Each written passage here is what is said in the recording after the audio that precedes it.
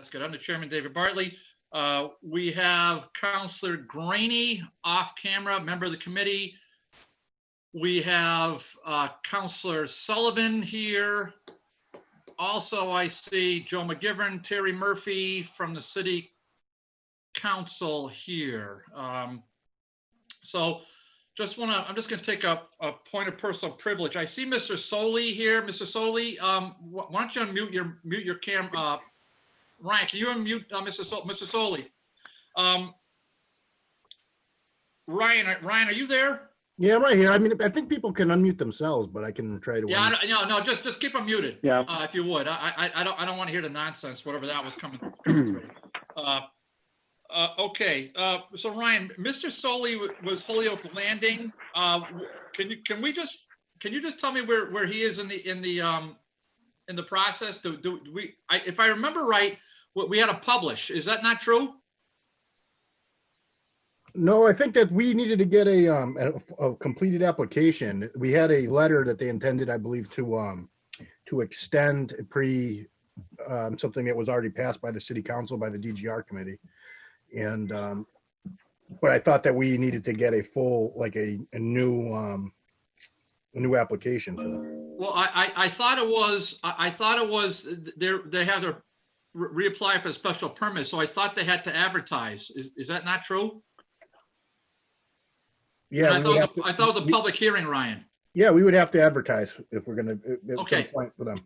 So Mr. Soley, I did series. I had a really nutty day, and I normally would get back to your team, but I neglected to do so today. So Mr. Soley, why don't we do it this way? I'm going to need you to get in touch with Ryan and Attorney Barnes from the law department, because I'm not exactly sure, and or the city clerk. And tomorrow and Wednesday are going to be bad days for the city clerk. So, well, if I could just for I think maybe I'm not sure if it was a breakdown in communication or what, but just so we can be abundantly clear, the process in which you're looking for us to follow. So we had previously come before the DGR committee and gotten approval for 3 drive-throughs on the property for Holyoke Landing. As part of the process in trying to secure tenants, we are basically looking to just swap the locations of 2 of those drive-throughs on the property. So we before had a standalone bank building and then a restaurant as an end cap for the rear building. We're simply looking to move the restaurant to be a standalone building and move the bank drive-through to the back building.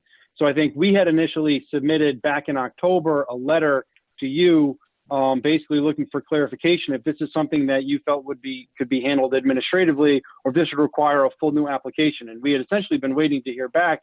And I thought we had gotten an email from you in early October saying you could deal with this on the meeting on the 3rd or tonight, excuse me. So we never got, and we've been trying to follow up repeatedly to get more clarity on that.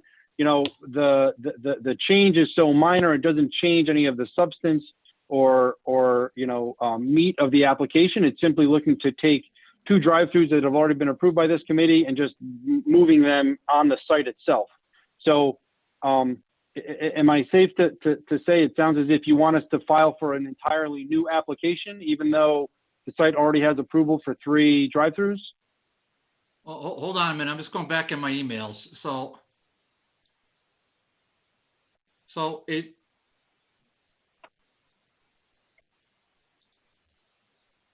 okay, who is Sam Malafronte? He's one of my employees. Okay, and here's an email I sent to Sam September 30th at 11:37 a.m. Sam, a public hearing is required. The committee I chair meets Monday, October 5th.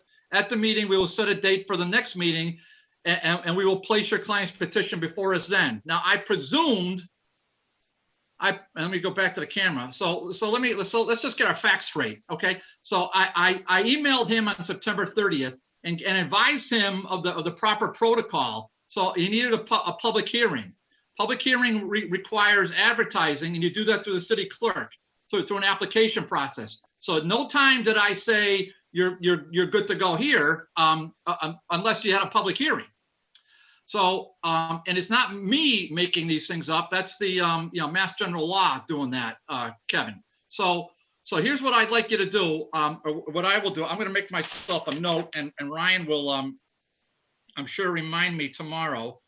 I'm going to, gosh, I wish I could spell. I'm going to forward this to you, the email I sent to Sam.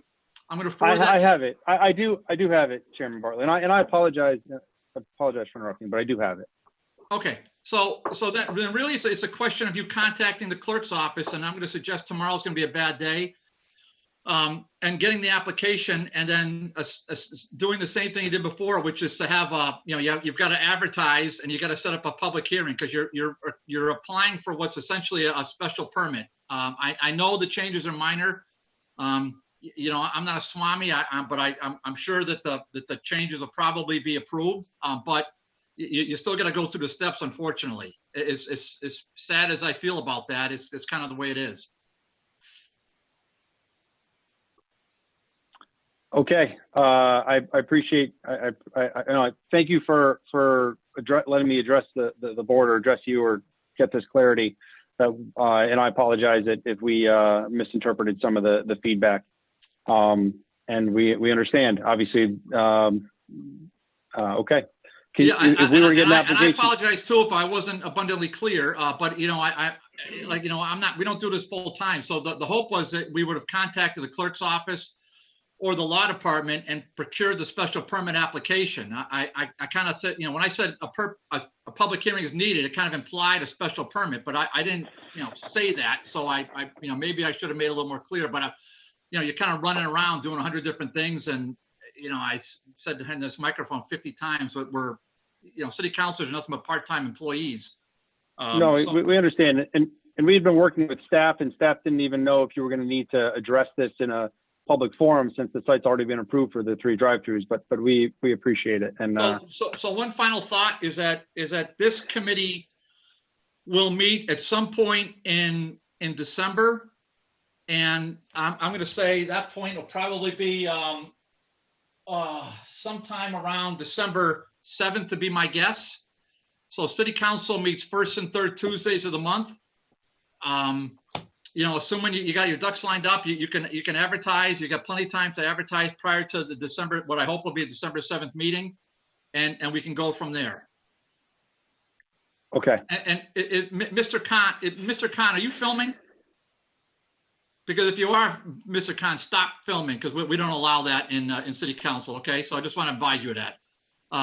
Okay, so Mr. Soli, are we good to go? I guess, yes. Yeah. Thank you. It's the best I can do. Okay. Yep. All right. Thank you. Look forward to seeing you in December. I look forward to it too. Thanks for your time. Right. Okay. Let's just go back to thank you for everyone's patience. Prior meeting minutes, we don't have them. If I could get a motion to take number 2 off the table and open up the public hearing, please. Ryan. Yeah, Ryan, I guess we got to unmute everybody now. Motion to take item number 2 off the table for discussion. Second. Motion's been seconded to take item number 2 off the table and to open the public hearing on the motion. All in favor? Aye. The motion that the city council accept the amendments to create the Holyoke Redevelopment Authority's urban renewal plan. As presented, the city council authorizes the HRA to approve minor non-substantial language changes to the urban renewal plan amendments. If such changes are recommended by the DHCD, such as clarification of actions mentioned throughout the plan, defining of terms, and amending grammar. So we opened up. Chairman Wilhelm, do you want to open up your meeting? Yes, thank you. I appreciate it, Mr. Bartley. Just open up the meeting of November 2nd of the Holyoke Redevelopment Authority. Meeting is being held remotely due to Governor Baker's executive order. A public notice containing the Zoom link was posted for the public, and the meeting is being recorded. Like you stated, I'll take a roll call. Thomas Creed, Yes. Carl Eager, Present. Patricia Duffy. Pat's not here. John Wolahan, I'm here. And Gladys LeBron Martinez. Here. Okay. Thank you. I appreciate it.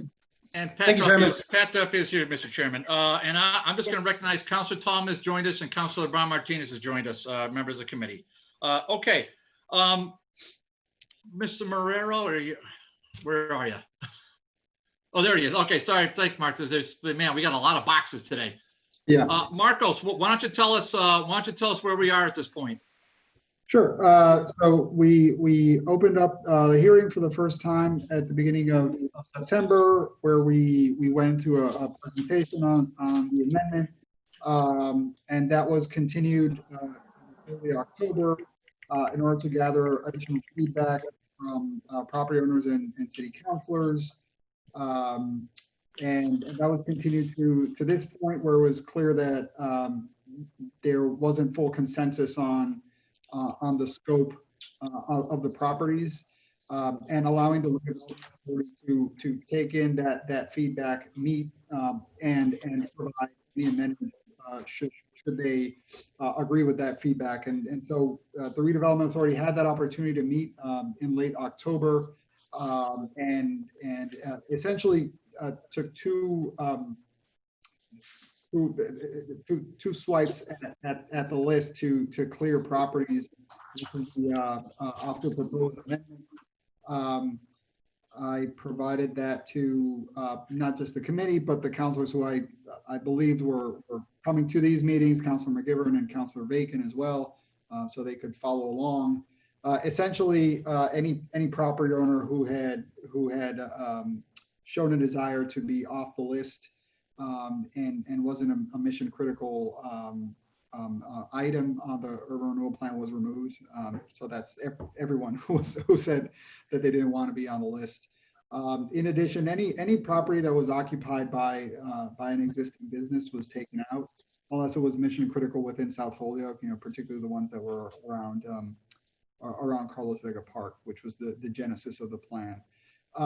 It's not that the Redevelopment Authority thought that it wasn't worth having it in a plan at some point, but again, I think there's a spirit of having consensus around these issues, and there's a desire to move forward in the weeks and months ahead with the critical work in South Holyoke in particular. And as Councilor Murphy had suggested at one point, we could always tackle those later on. In truth, we added. You talk a little louder, Marcus.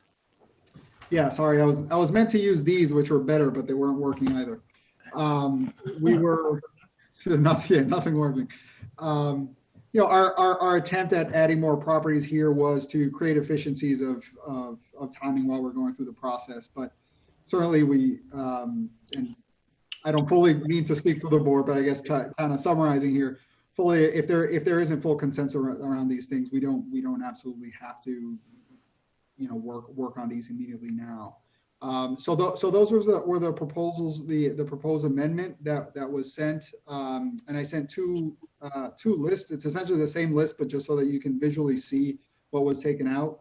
One has all the properties stricken out, highlighted in gray with the strikeout, and then the other list that doesn't have any of the strikeout is the reduced list.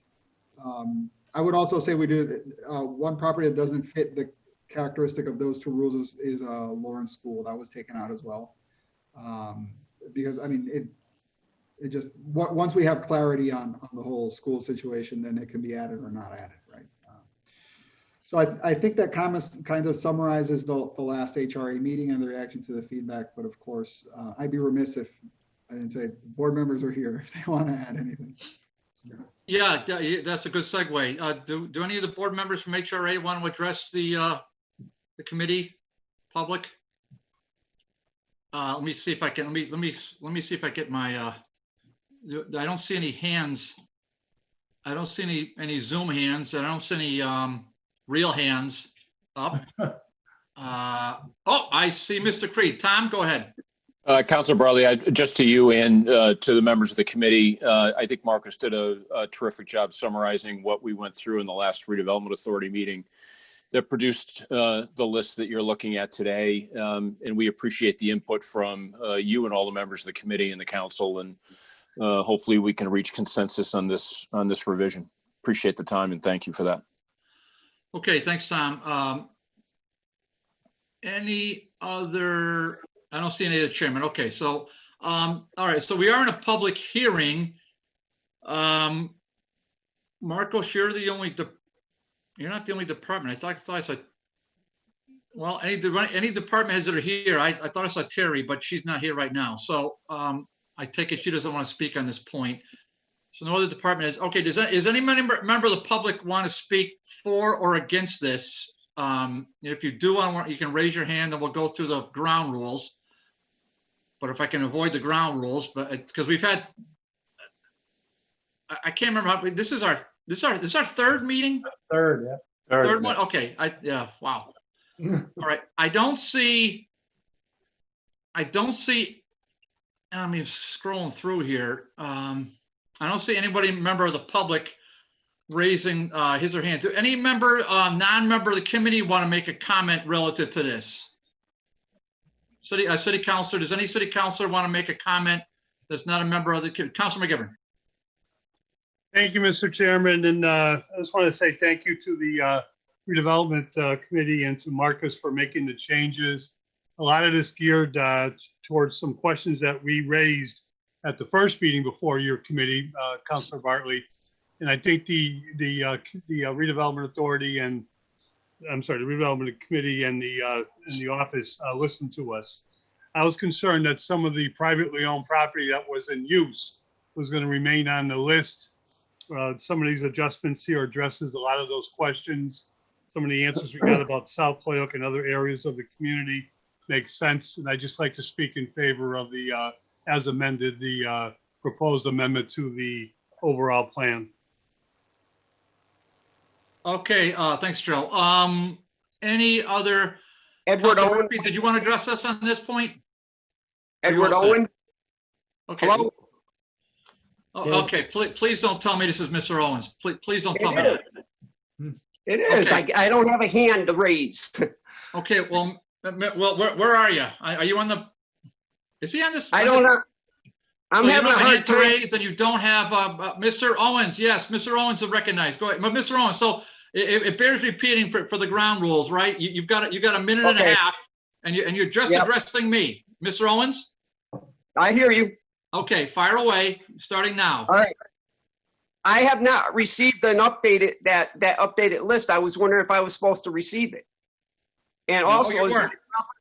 No, Has my you weren't. property been- You weren't supposed to receive it. But I'll tell you what I will do. okay. I'll ask the director of OPED if you would be so kind as to send out a draft update as he sees fit to any private, not just to Mr. Owens, but maybe any private owner, just so we're not playing favorites. Marcos, can you consider? my Can you, building- John, consider Mr. Owens? Can you hold the phone a second? So Marcos, does that make sense, Mark? Yeah, no problem. Okay, so that's no problem. Mr. Owens, what else? Is my building still on the list? It is not. Thank you very much, gentlemen. Thank you, Marcos, and thank you, Tom. Well, ladies and gentlemen, don't forget the ladies, Mr. Owens. Ladies and gentlemen, I'm sorry. I apologize. I think it's pretty basic, right? I hope it is. Boy, I'll tell you, Peter, what's something we got to go through in this I'm telling you. city council? I don't get it. Is there anyone else from the public? No, I'm not from. Councilor Tom was recognized. Go ahead. Yeah, thank you, Mr. Chairman. I want to thank Marcos for the work he's done with this.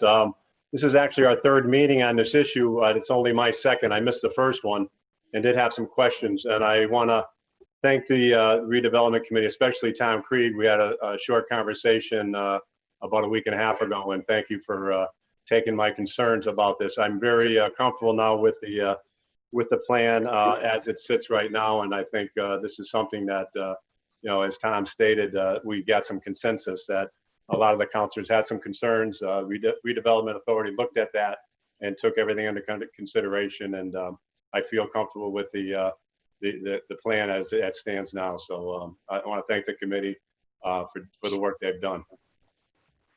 Okay, yeah, sorry, Pete, I did see your hand up. I had the scroll bar down to the bottom. So okay, let me just scroll. Yeah, Pete, just lower your hand. Let me see what else we got. I don't see anybody else's hand up. Do any members of the committee have questions for the OPED chair or for any HRA members? Chairman Bartley? Council Graney. Yeah, I just want to say that I support the amendment and the plan, so let's move forward. Thank you. Okay, why don't we take I'll take a motion then to close the, well, Jay, Chairman Welland, how do you want to do this with if we're closing on my end, which I think what we're going to do, you're not in a public hearing though, are you? You just called your committee to order because you're here with a quorum, true? There's a quorum, exactly. So I could probably close mine first, and then you can close your public hearing. I don't know what order. Why don't you do it that way? Okay. Unless I have any members have any other comments. Can I? Ms. Duffy is here. Yes. Ms. Duffy, go ahead. Go, Pat. I think it's just a question of procedure. I don't think you can close our meeting until we leave. So, and since it's not a hearing, right? Because the reason our meeting is open is because we're here as a. Well, here's the thing. You can close your meeting. You're still members of the public, so you're welcome to be here. But I just think that it's probably better just to close your meeting for right now. So it's okay. And if anybody feels uncomfortable, they can just zoom off if you feel like you've got a open meeting law violation. So You just can't discuss anything. That's all. Yeah.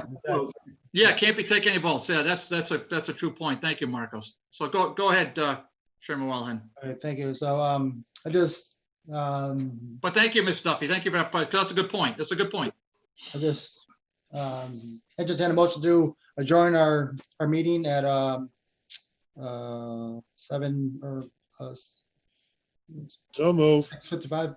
Okay. Do I have a second? Second. Thank you. I'll take a roll call. Mr. Creed, Yes.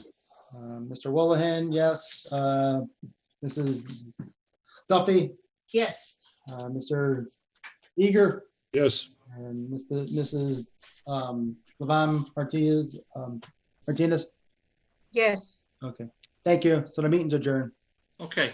Okay. Thank you, HRA, for all you do. Thank you, Chairman. Okay. Thank you. Thanks, Jay. I'll take a motion to close the DGR the public hearing in DGR. Motion to close the public hearing.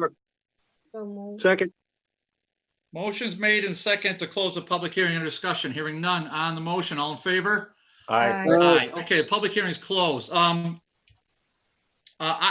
for one would just under discussion. I for one would like. Because I think we're just about there. I for one would like to sort of take a little more time to review the entire list, and I also want to get a confirmation from Marcos that the private property owners have been notified of what's on the list. So I would be of the opinion that we ought to table it here in DGR, and as I said, we will meet again in short order, i.e. early next month. But that's me. I'll move the table. Second. Motion's been made and seconded to table in committee. That's non-debatable. On the motion, all in favor? Aye. Aye. Okay, so that carries. Okay, so this is tabled. This is tabled in DGR,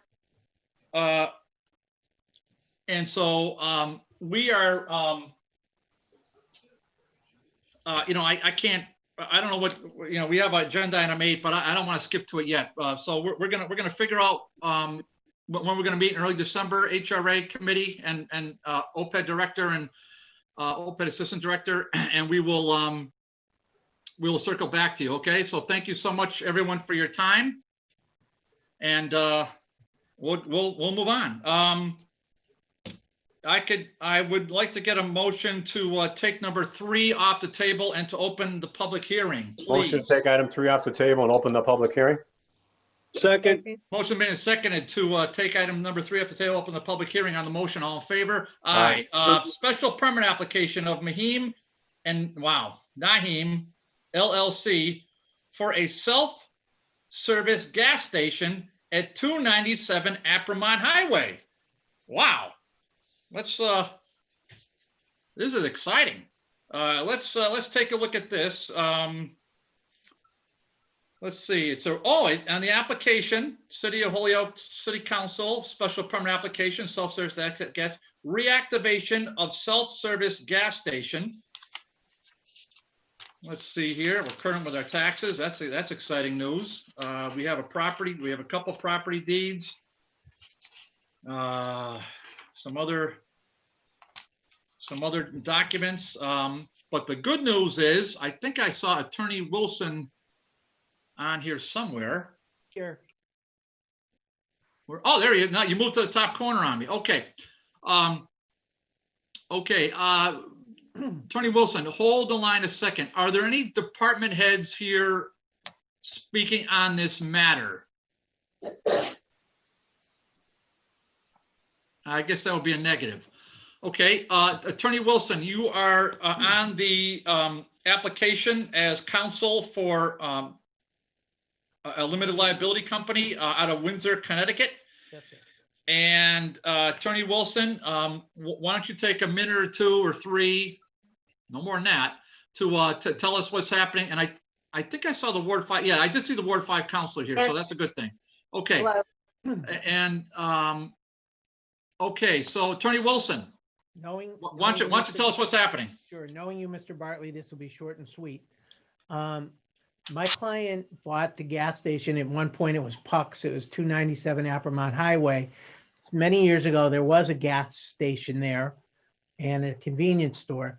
My client has been running the store for probably about a year now. Mr. Khan, Saif Khan is here. And I also have Mark Smith, who is the engineer or the designer of the plans and can speak to the technical aspects. And he realized that there aren't many gas stations in the area, and he thought this was a way to increase his business and also help the neighborhood.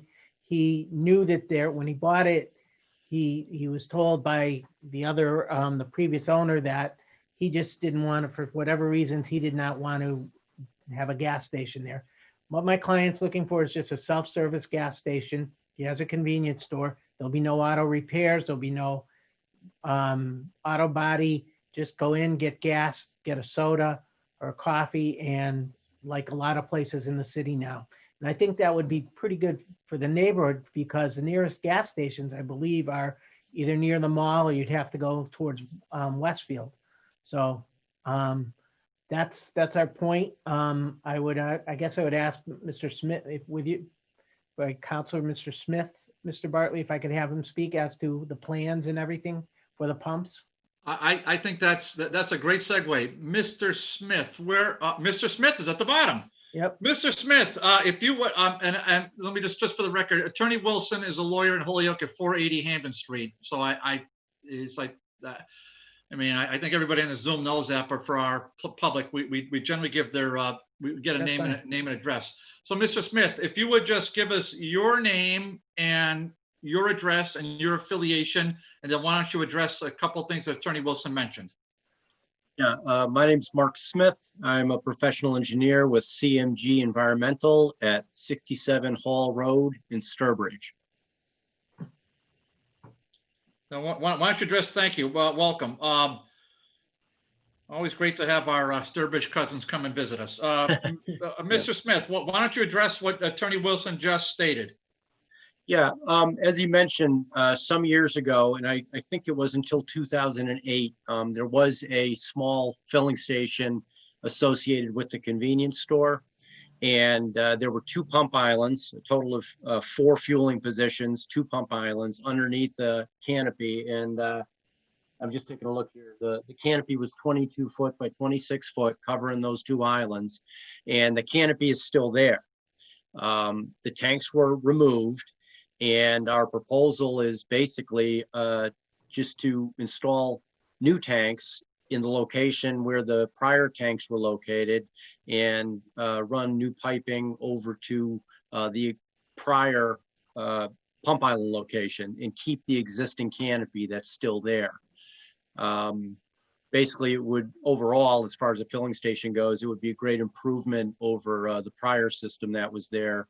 All the new systems are completely double walled and electronically monitored. So it would essentially be reinstating what had been there before, but with an upgraded system. Yeah, how many pumps, Mr. Smith? 2. Okay, so there's 2 pump islands before, but now you're just saying there's going to be 1 pump island with 2 pumps? No, there were 2 pump islands, and that there would be 2 replacement pump islands in the exact same locations as the old.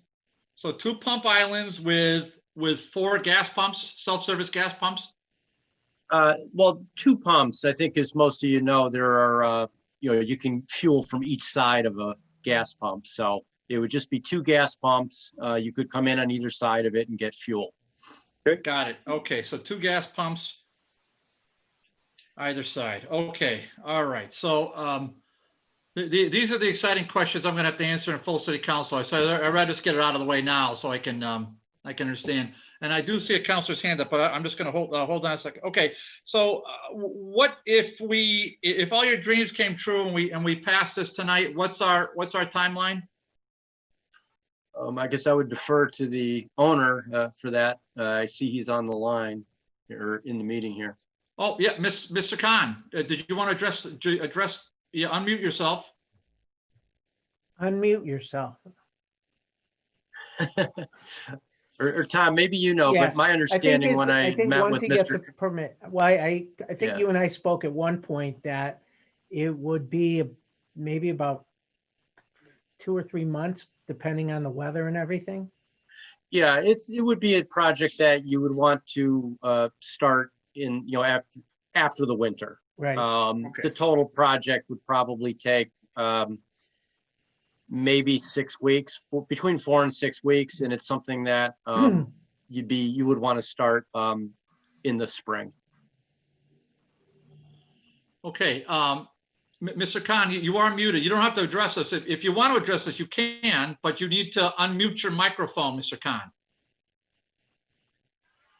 I think he's, I'll just say that that's the plan when we first discussed it, and Well, I mean, he's unmuted now, Toby. So, Mr. Khan, did you want to address us on this point? My name is Saif Khan. I'm living in Connecticut. Windsor, Connecticut. 97 Pine Lane, Windsor, Connecticut. So I just bought this property last year, and I hope if City Council is going to approve, then I'm going to start the filling station as soon as possible. So I contact to the contractor, and they said, okay, you have to get the permit first, and then we're going to do the work.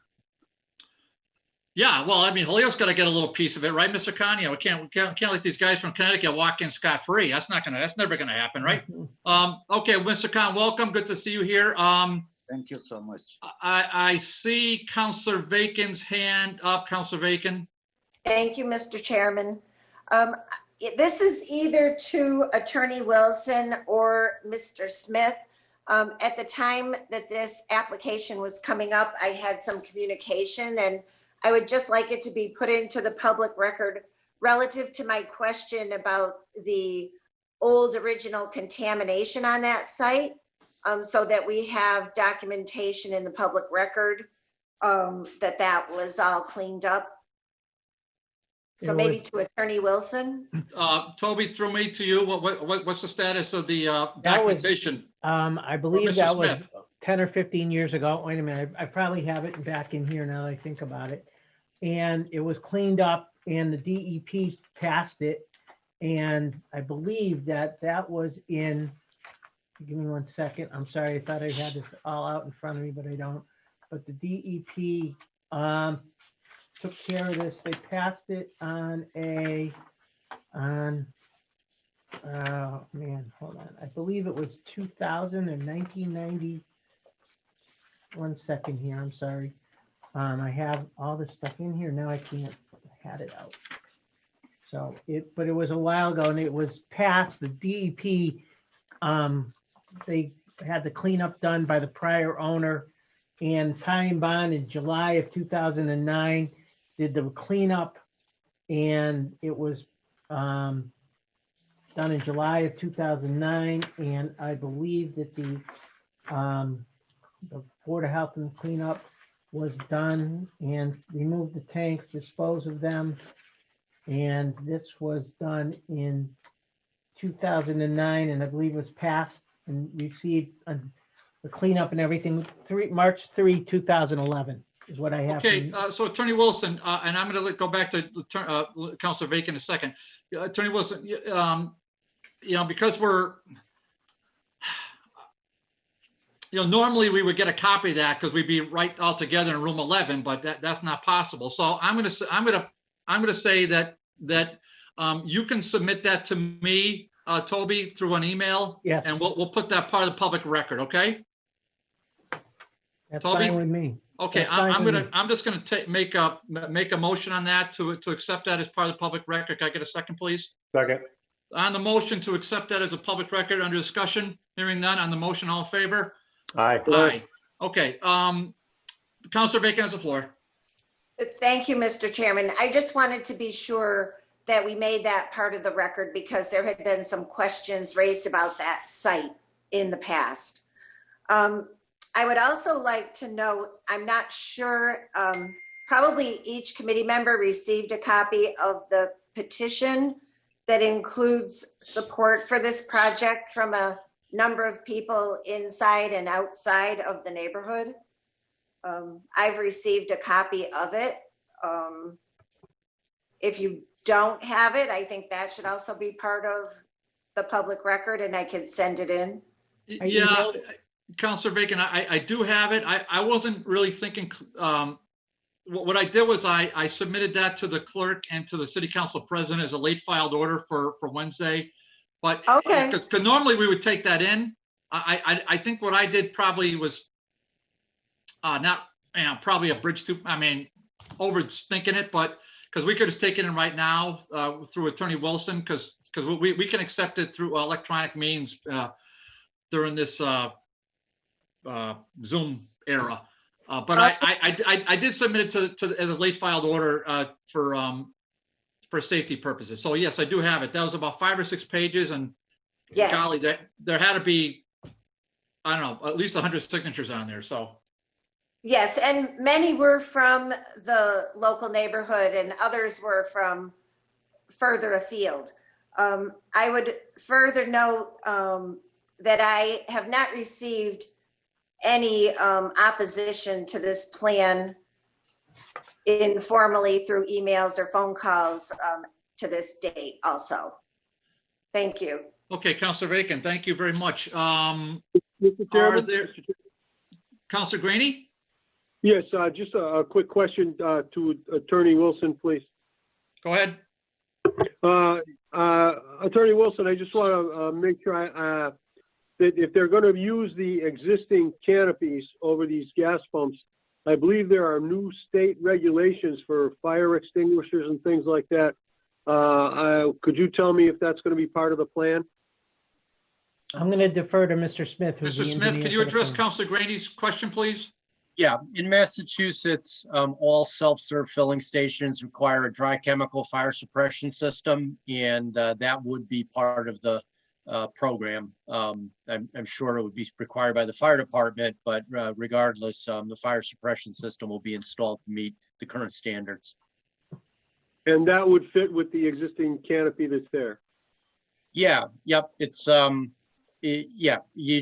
canopy is sufficient to have the right nozzle placement to provide the coverage that's currently required. Okay, thank you, sir. Councilor Graney, thank you. Any other, Councilor Bacon, I'm going to ask you to lower your hand. Any member of the committee want to address the proponents? I don't, Councilor Tallman. Yeah, thank you, Mr. Chairman. Just a question, maybe to Mr. Smith. Is it the egress, getting into there and out of there the same as it was before with the prior gas station? Yeah, because the canopy is in the same location and the pump islands are going to be in the same location, we would expect it to function just as it did before. Okay, it's not really changing. The pumps are going to be in the basically where they were before. Yeah, no site layout changes proposed. Okay, thank you. Attorney Wilson, do we have to do site plan review, or do we have to talk to the building department about signage? Do we have to do is there anybody talking about traffic study or any of that sort of stuff? I haven't heard anyone mention it or anything like this. Originally this went into where somehow it got to your committee when I was told it was actually going to go to ordinance, but I guess it didn't. And here we are. Look how lucky you are. Well, but anyway, as far as I was understood, nobody's said that to me. Obviously, we do anything we need to do. But I mean, I believe the planning department has a copy of this. So. Well, you may be wise just to reach out to Mr. Burkott. I will do that. And you also may be prudent to reach out to Mr. Cody. Yes. I'm not sure what Mr. Khan's intentions are about signage. And then just to Councilor Bacon, man, was there like a directional sign, like a wayfinder sign, if you would, at the top of that street at 202 back in the day? There is a sign on 202 directing people down to the little store, and I believe that sign was there from back in the day. Okay, There's a sign out there, I believe, still. All right, Mr. Khan, do you know if is there a sign out there? No, not now. No sign. Okay. Not now. Not on 202? Okay. Okay. So, Attorney Wilson, you may or may not want to, find out about the sign. I mean, unless it's a variance to the signs, we don't, or God forbid, an electronic sign. But hopefully, we'll never have to deal with that again. As you recall, that was such a pleasant memory.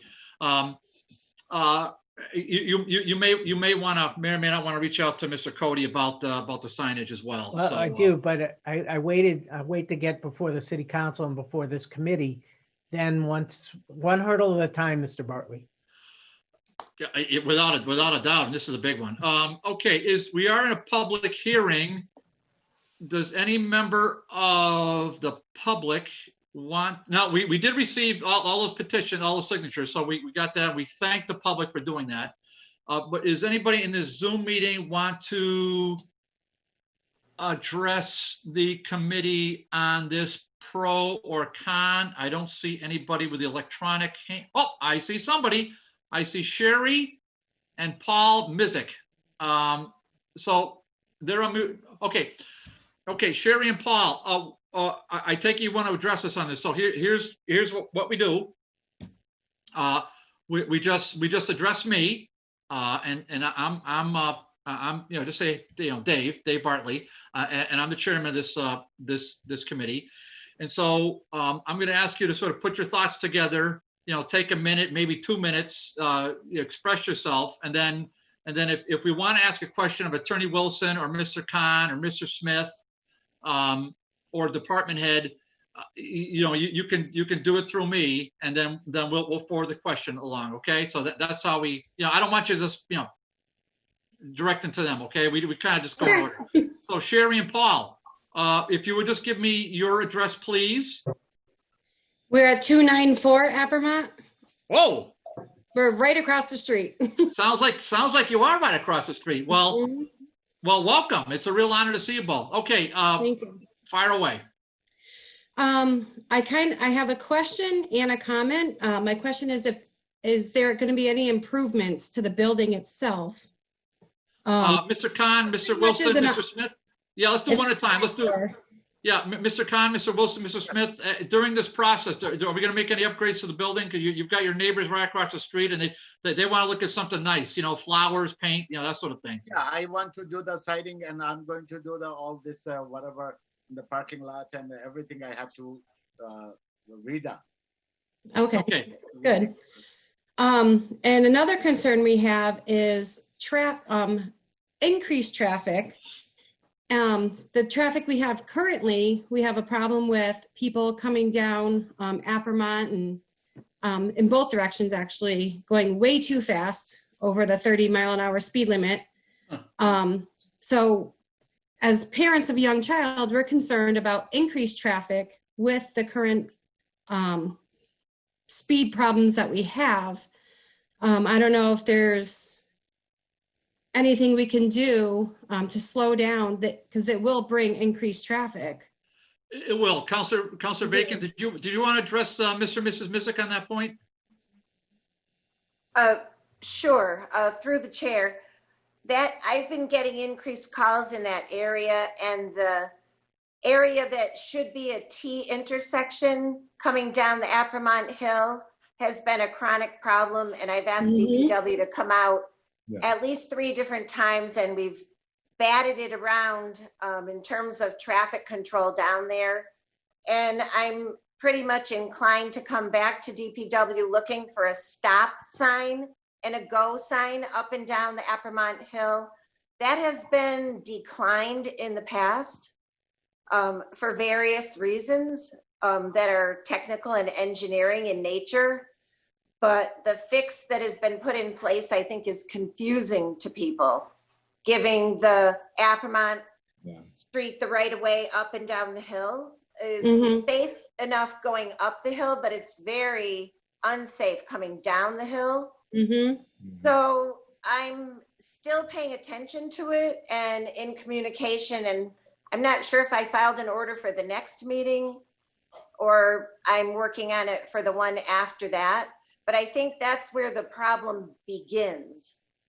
I mean, we have more traffic going through just in general, trying to avoid other various sections.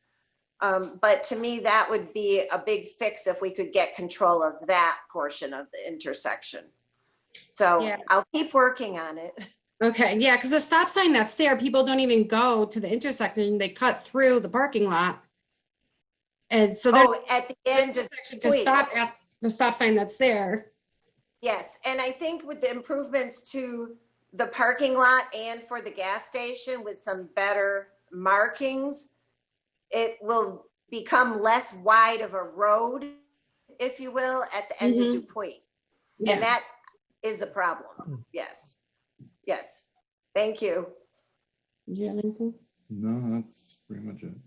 Okay, Mr. and Mrs. Mizik, thank you. I don't want to just, you can get a hold of Councilor Bacon pretty easily on holyoke.org. She also has a website. Linda, what's your website? LindaBacon.org. Okay, Linda Bacon. Okay, so there's a couple avenues to reach out to your Ward 5 counselor. You also have Councilor McGivern here at large, Councilor Tallman here at large, Councilor Sullivan at large. So you have ample opportunities to express your opinion. And furthermore, now that Mr. Smith, Mr. Wilson, and Mr. Khan have heard your point of view, and they now know that you're going to be looking at them, but they're going to be looking at you. So I would imagine they'd want to give you some consideration relative to the issues you raised. I would imagine they would, but it's tough for me to put that into a condition on a special permit for pumps. We have a lot of latitude, but I don't. There's kind of a line that even I wouldn't cross on that one. So okay, thank you, Mr. and Mrs. Mizik. Is there anyone else from the public that wants to address us on this point, pro or con? I don't see anybody. Do any counselors have questions for the proponents? I don't. Let me scroll up here. I don't see any hands up. Do the proponents want to add any other points that have not been considered thus far? Just a little bit adds to, Mr. Khan has always planned it, once he gets the gas station going, that he's going to put some, redo the parking lot and everything. That's part of the plan, just to let the Miziks know. And it's been that way since we first started talking about this. So say that, what's part of the plan, Toby? What the Miziks talked about was redoing the parking lot and the siding in the building. So when you say redoing it, like resurfacing it? Yeah, yes. Okay. And striping it, that sort of thing? Sure. Yes. Okay. I don't think we can make conditions like that. I think, No. well, we could. We could. We could. I mean, it's pretty broad under 9.4.2, but I think that would be a bridge too far. I just have to say. But Mr. Khan, thank you for your investment in Holyoke. We appreciate that. Mr. Smith, thank you for your participation. Attorney Wilson, good to see you. Okay, I personally don't have any other questions. Do we want to entertain a motion to close the public hearing? Yeah, motion to close the public hearing. Second. Motion's made and second to close the public hearing under discussion. Hearing none. On the motion, all in favor? Aye. Aye. Okay, the public hearing is closed under discussion. No, this is just a DGR committee, so what, if anything, what's the committee's pleasure at this point? Make a motion to approve the special permit for the self-service gas station at 297 Apremont Highway. Second. Motion been seconded to approve the special permit as presented. Mr. Chairman? Well, Councilor Bacon, sure. Thank you. I just want to speak in favor of this project because I think it would be a good investment. I appreciate the interest in improving the area that the current owner has. And I think it would be better for the neighborhood if it was cleaned up and organized. And I truly hope that the owner will do the improvements that we're talking about tonight, even if they can't be required per se. I just think it would be a good neighbor, goodwill move to make. And if it's a unique situation when you're in an area and you have a business in a residential neighborhood, and it was a happy collaboration for many years. And so I'm hoping that it will continue in that spirit going forward. Thank you, Councilor Bacon. Any other councilors want to make any points? Councilor Tallman?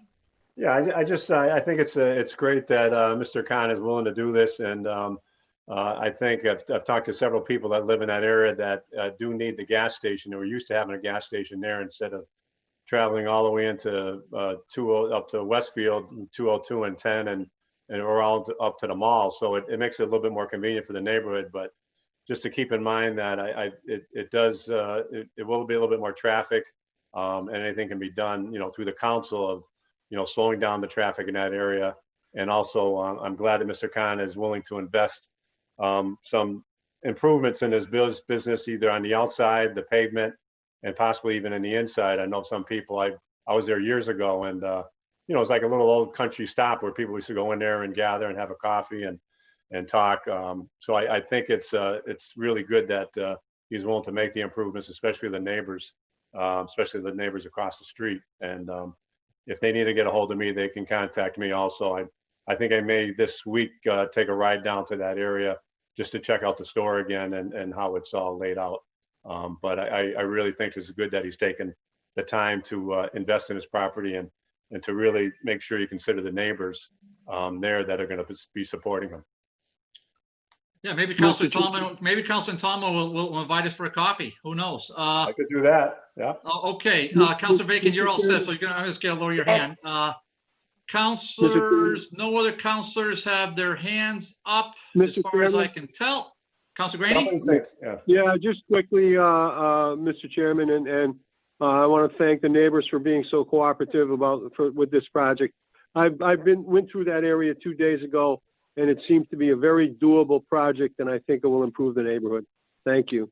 Yeah, and I neglected to mention Councilor Graney's at large councilor, so the Mystics have all sorts of politicians they can reach out to. Is it okay to call you politicians? I know it's such a dirty word, but part-time. Okay, okay. So there's all sorts of people you can reach out to. Okay, I don't see anyone else's hands up at this point. I have a motion's been made and seconded to recommend for approval the special permit to the City Council. No further discussion appears to be happening. So on the motion, all in favor? Aye. Aye. Opposed? None. Okay, so the Mr. Khan, Mr. Smith, Mr. Wilson, we're going to recommend this special permit go forward to the city council with our thumbs up, and but we just recommend, and then the full city council will take final action on Wednesday the 4th at our at 7 o'clock. Okay. So thank you, everybody. I really appreciate it. Thank you all. Thank I'm you. up for another meeting. Good night. Good night. Thank you. Yep. Okay. Thank you. Okay. If I could get a motion to take number 4 off the table and open the public hearing, please. Take item number 4 off the table and open up the public hearing. Second? Motion made second to remove item number 4 off the table of the public hearing. On discussion, hearing none. On the motion, all in favor? Aye. Special permit application petition of Gladysh Capital LLC for a special permit for a driveway in front of the yard at 921 Dwight Street. And let's see, we've got an application here, Gladysh, and I'm sure I pronounced that wrong, but I'm doing it better than Kevin Jordan would ever dream of doing it, pronouncing it. Driveway, front yard, due to lot being a corner lot on Dwight and Linden. 4 parking spaces for a 2-family home. The driveway permit and the A&R plan submitted as well. Let's see, Attorney Chesky, who is on the Zoom meeting, is representing them. Anything else in here of note? I don't see anything here of particular note or controversy, but let's just look at the map. Okay, Attorney Chesky, welcome back. Thank you, Councilor Bartley. Okay, Attorney Chesky, why don't you tell us what's happening here? Certainly, thank you. I'm Attorney Priscilla Chesky. I represent Gladysh Capital LLC. I'm a partner at Lyon and Fitzpatrick, a law firm in Holyoke at 14 Bobala Road. Mr. Gladysh Capital, Vitaly Gladysh, is on this Zoom as well. So if you have any questions, you can ask either one of us. He purchased the property at 921 Dwight Street from O'Connell Properties and started to build a 2-family duplex on that property. In doing so, he discovered and realized that with parking in the back of the property, it was going to A, not be within the setbacks, and B, there are some overhead wires, I believe, in the back, making it not conducive for having the driveway back there. O'Connell Properties had approached him about purchasing the lot next door, which does not have a number. I believe it's 0 Dwight Street, which is the one on the corner of Linden and Dwight. And Mr. Gladysh purchased that property as well to assist with the parking and the driveway and the parking spaces. We submitted an A&R plan to the planning board, which has been approved. And he originally looked at putting the driveway in off of Dwight Street, but in speaking with the DPW and the engineer, Mr. Parent, revised that plan to put the driveway in off of Linden Street to address the issue that he had with traffic being heavy on Dwight Street versus lesser traffic on Linden Street. So the driveway would be going in on Linden Street as submitted by the plan. And it would have the 4 parking spaces and would all meet the setback and requirements of the zoning. It is a special permit application because of the frontage on Dwight Street and the frontage on Linden Street. So either way you look at it, per Mr. Cody, it was a front parking lot in the front of a home. So he recommended and required them to apply for a special permit for the driveway application. That being said, the house has been under construction and is moving along, and the driveway permit has been submitted to Mr. Parent and the DPW. It is approved pending your approval for the driveway to go in on Linden Street. Okay, I don't have any correspondence from Mr. Parent to to that effect, unless, well, maybe, you know what? Hold on a second, Priscilla. We did get Yeah, I think you something. sent something to on I Friday. think we did. I mean, yeah, Yeah. it's, Yep. hold on a second. I'll correct myself if I have to. Hold on.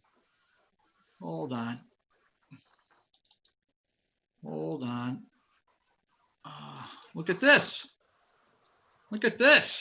You got it.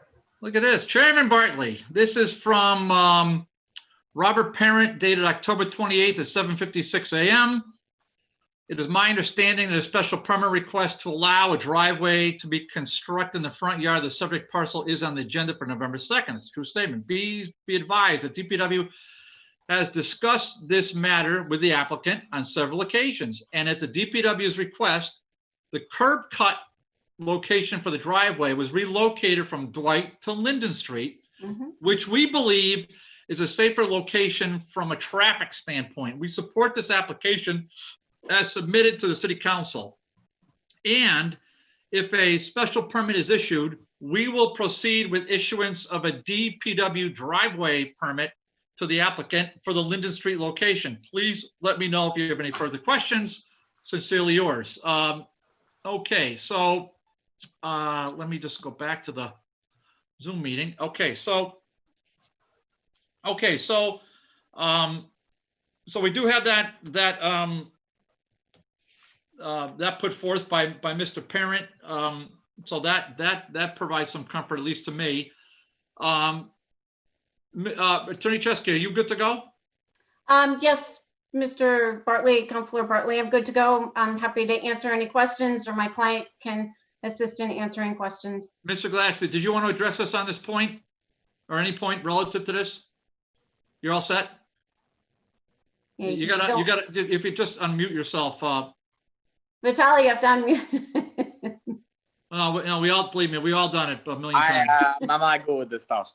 None of us are. Mr. Gladysh, welcome. You don't have to speak, but did you want to address us on this? No, I think we approached we put the driveway in a safer spot, in a safer position where, instead of Dwight Street, we put it on another street. And I think that's all it is. We're gonna provide 4 parking spots for our clients, and that's what it is. Okay, Mr. Gladysh, just for the record, I have your address at 375 Walnut Street Extension, Suite 5A, Agawam. Yep. Okay. All right.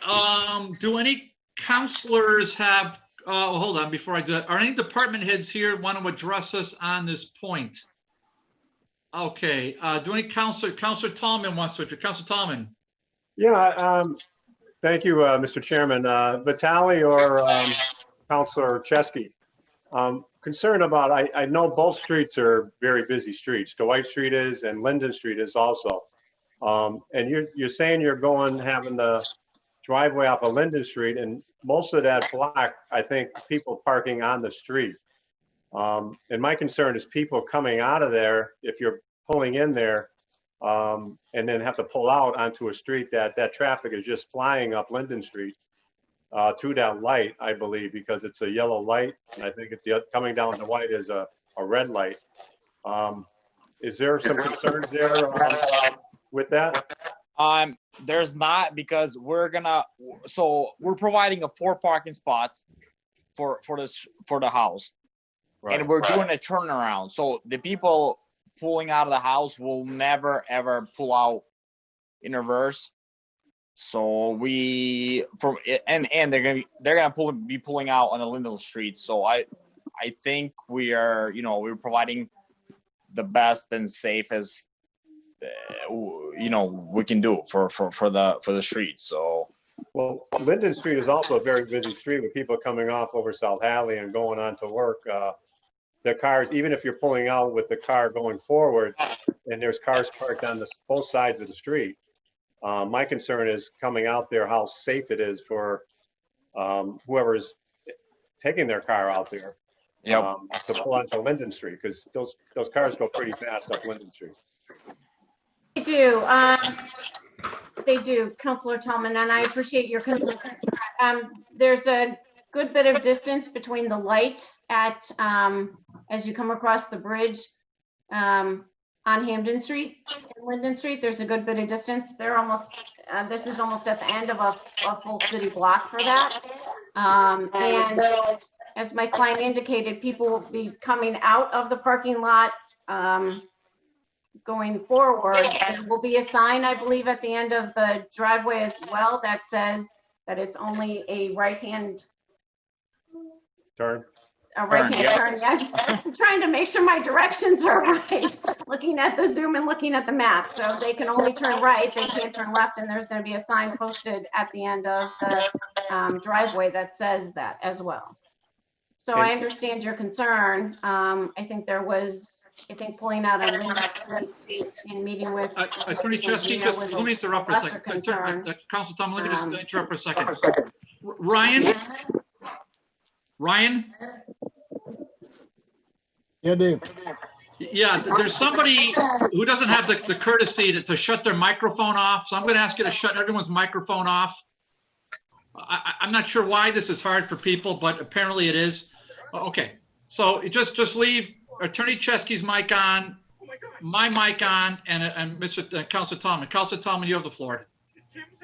Well, I think she stated what my concern was, but it's still from that one light on Hampden up to the next light on Dwight is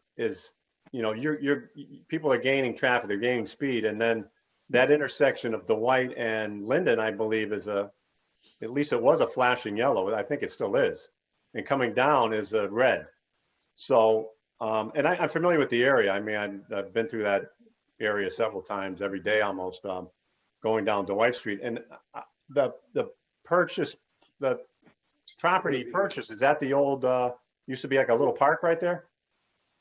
Yes, so there is still a little park at the corner there. The parking, it's still there, okay. The driveway and the parking is not impacting that park. And I believe Mr. Gladysh was going to do some improvements with respect to that, although I'm not 100% sure what they would be, but he was keeping that little park that was there. Right. And, I understand, I know that park, and I think that was what you said, it was owned by O'Connell's, right? Mm-hmm. And that was taken care of, I think, by the city for a number of years. It was a nice little quiet spot.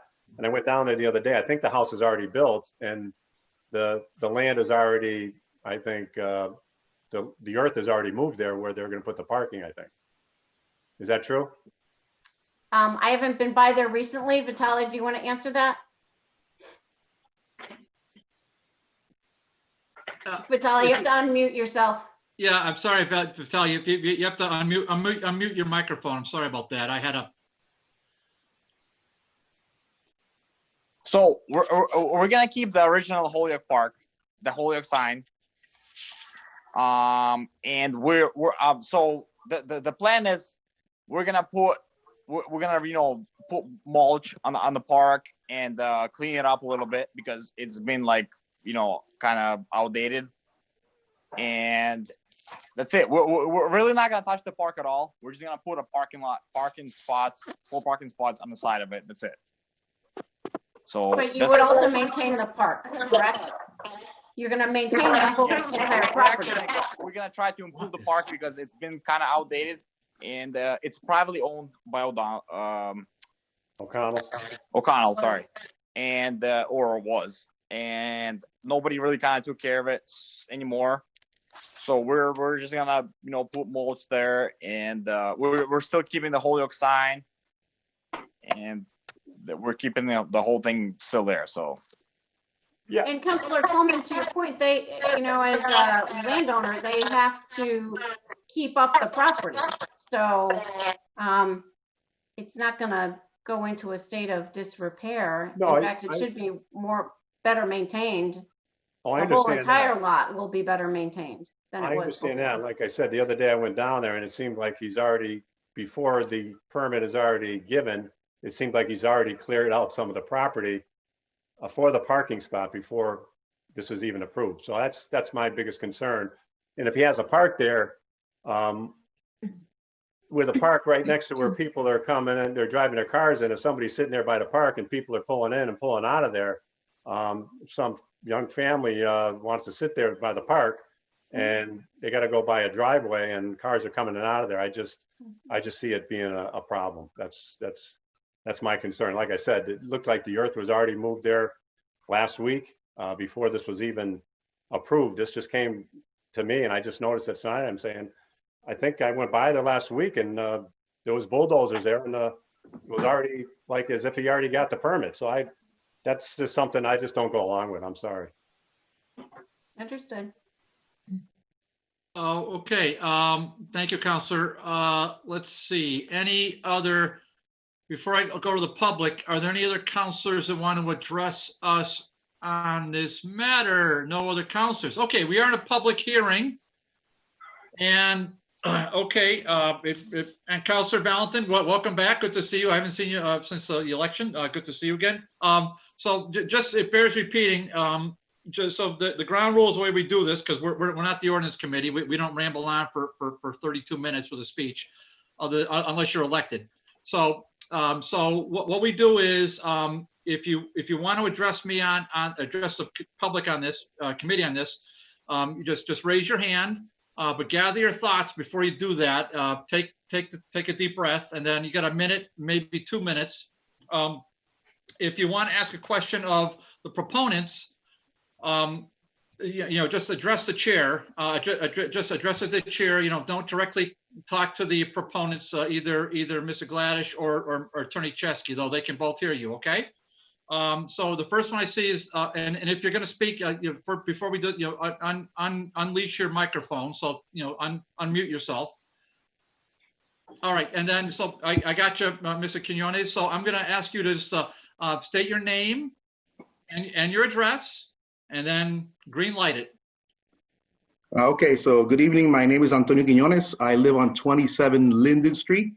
I am a teacher, so for visual reasons, I have this behind me. This is what I see from my window, and you are correct. They are already moving dirt. So I think this public hearing, is this academic, or is it a done deal? That's my question.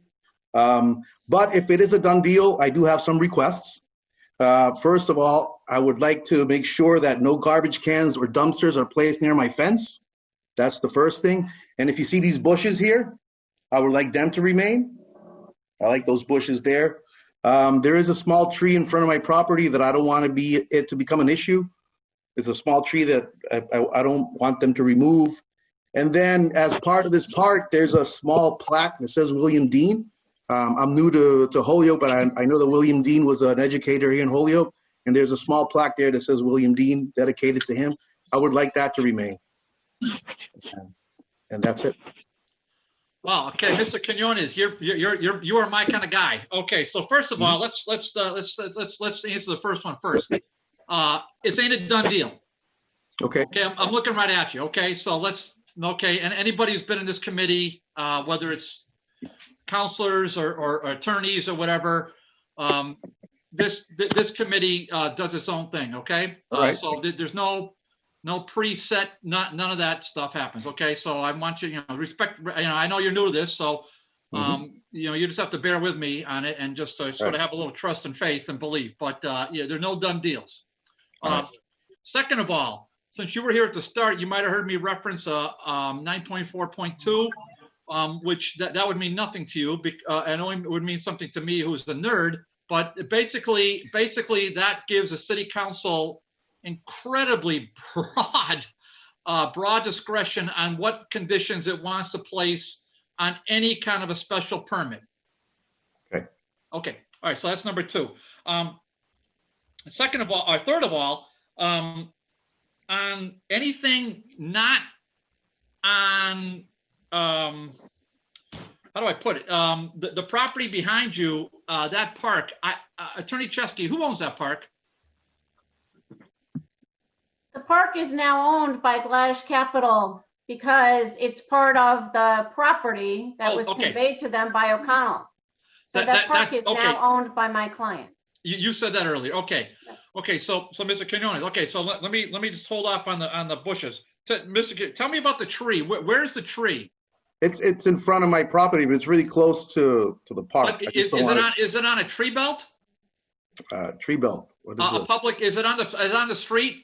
Yeah, it's on the street. Yeah, that's why. Okay. Okay, so let me assure you, nobody better be touching that tree because unless it's a city forester, because that's a violation of not just city ordinance, it's a violation of state law.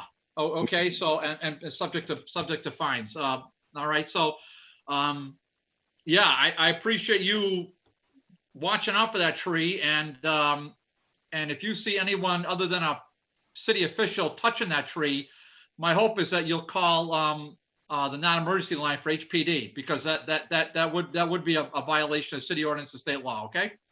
Okay. All right. Now, relative to the stuff that's in the park, well, wait a minute. The garbage cans we can do something about, but they're Okay. well, the bushes and the plaque. Tell me about the plaque. Well, me? Yeah, you, Mr. Quinones. So the plaque is basically in front of those bushes. There's a wall there with a plaque, and then the bushes continue to the back of the property. I just thought it would be nice to keep that plaque there as a gesture to William Dean. I don't know who put it there, if it was O'Connell but I like to see it there. Attorney Chesky, does your client have any position on the plaque? So I think my client spoke that they are going to leave the wall, they're going to leave the plaque there, they're going to leave the park there as it is today, and they're going to do some improvements. They're going to put some new mulch in and do some improvements in that respect to it. But they have no intention of removing the plaque or the wall that's there. Oh, well, I'm going to make it a condition of special permit, so you won't be removing it. So Right, there's that's that. fine. But that's if we get that. But I want to get your client's position first. Now, what about the bushes, Mr. Quinones, that are right behind him? We will not remove the Holyoke sign. So, Mr. Attorney Chesky, I'm just going to address your client. Mr. Gladysh, you heard Mr. Quinones. He mentioned something about the bushes that are directly behind him. Oh, yes, there's bushes on the property line, and we're not removing the bushes. Okay. We're not removing any trees. We're keeping the Holyoke sign. We're keeping most of the park. The only thing we're doing, if you guys drive by there, we're only putting up parking. Where'd he go? Parking Oh, sign? I'm sorry. okay. All right. And we're just putting a four parking spot on the property line. That's it. Got it. Okay, Mr. Quinones, is there anything further you want to point out? So did you address the dumpster and the garbage cans? You said you were going to say something and I didn't hear. I haven't, but I will. Okay. We're gonna get there. Well, Mr. Gladysh, you heard Mr. Quinones. He doesn't want the garbage cans lined up on abutting him. Is there something we can? Are we going to keep whatever our? Well, first of all, what do we have for garbage back there? We have I think the property is faced Dwight Street, so we're not gonna have anything to do with the what's it called? Sorry, Dwight Street. Linden Street. Yes. So I think that dumpsters or parking, where the trash is going to be all on Dwight Street. Okay. So the garbage pickup would be on Dwight Street and not. It would be on Dwight Street, yeah, because we're facing Dwight Street. We're only doing the parking, the driveway through Linden Street. That's it. But I think Mr. Quinones is concerned about dumpsters. I mean, not dumpsters. Why do I keep saying that? But about the garbage cans kind of lining up, kind of abutting his property. Is there some way we can discreetly keep those out of his sight lines? I don't think that would be a problem. Okay. Okay, Mr. Quinones, is there anything else you want to point out at this time? Not at the moment, no. Okay, so and by the way, this is not a done deal yet. So we haven't. I just want to get all the stuff on the table. Okay. Because we haven't even taken up. We haven't done anything. We're just having a discussion. Okay. And I see Councilor Valentin's hand up. Okay, so Mr. Quinones, you're good to go? I'm good. Okay.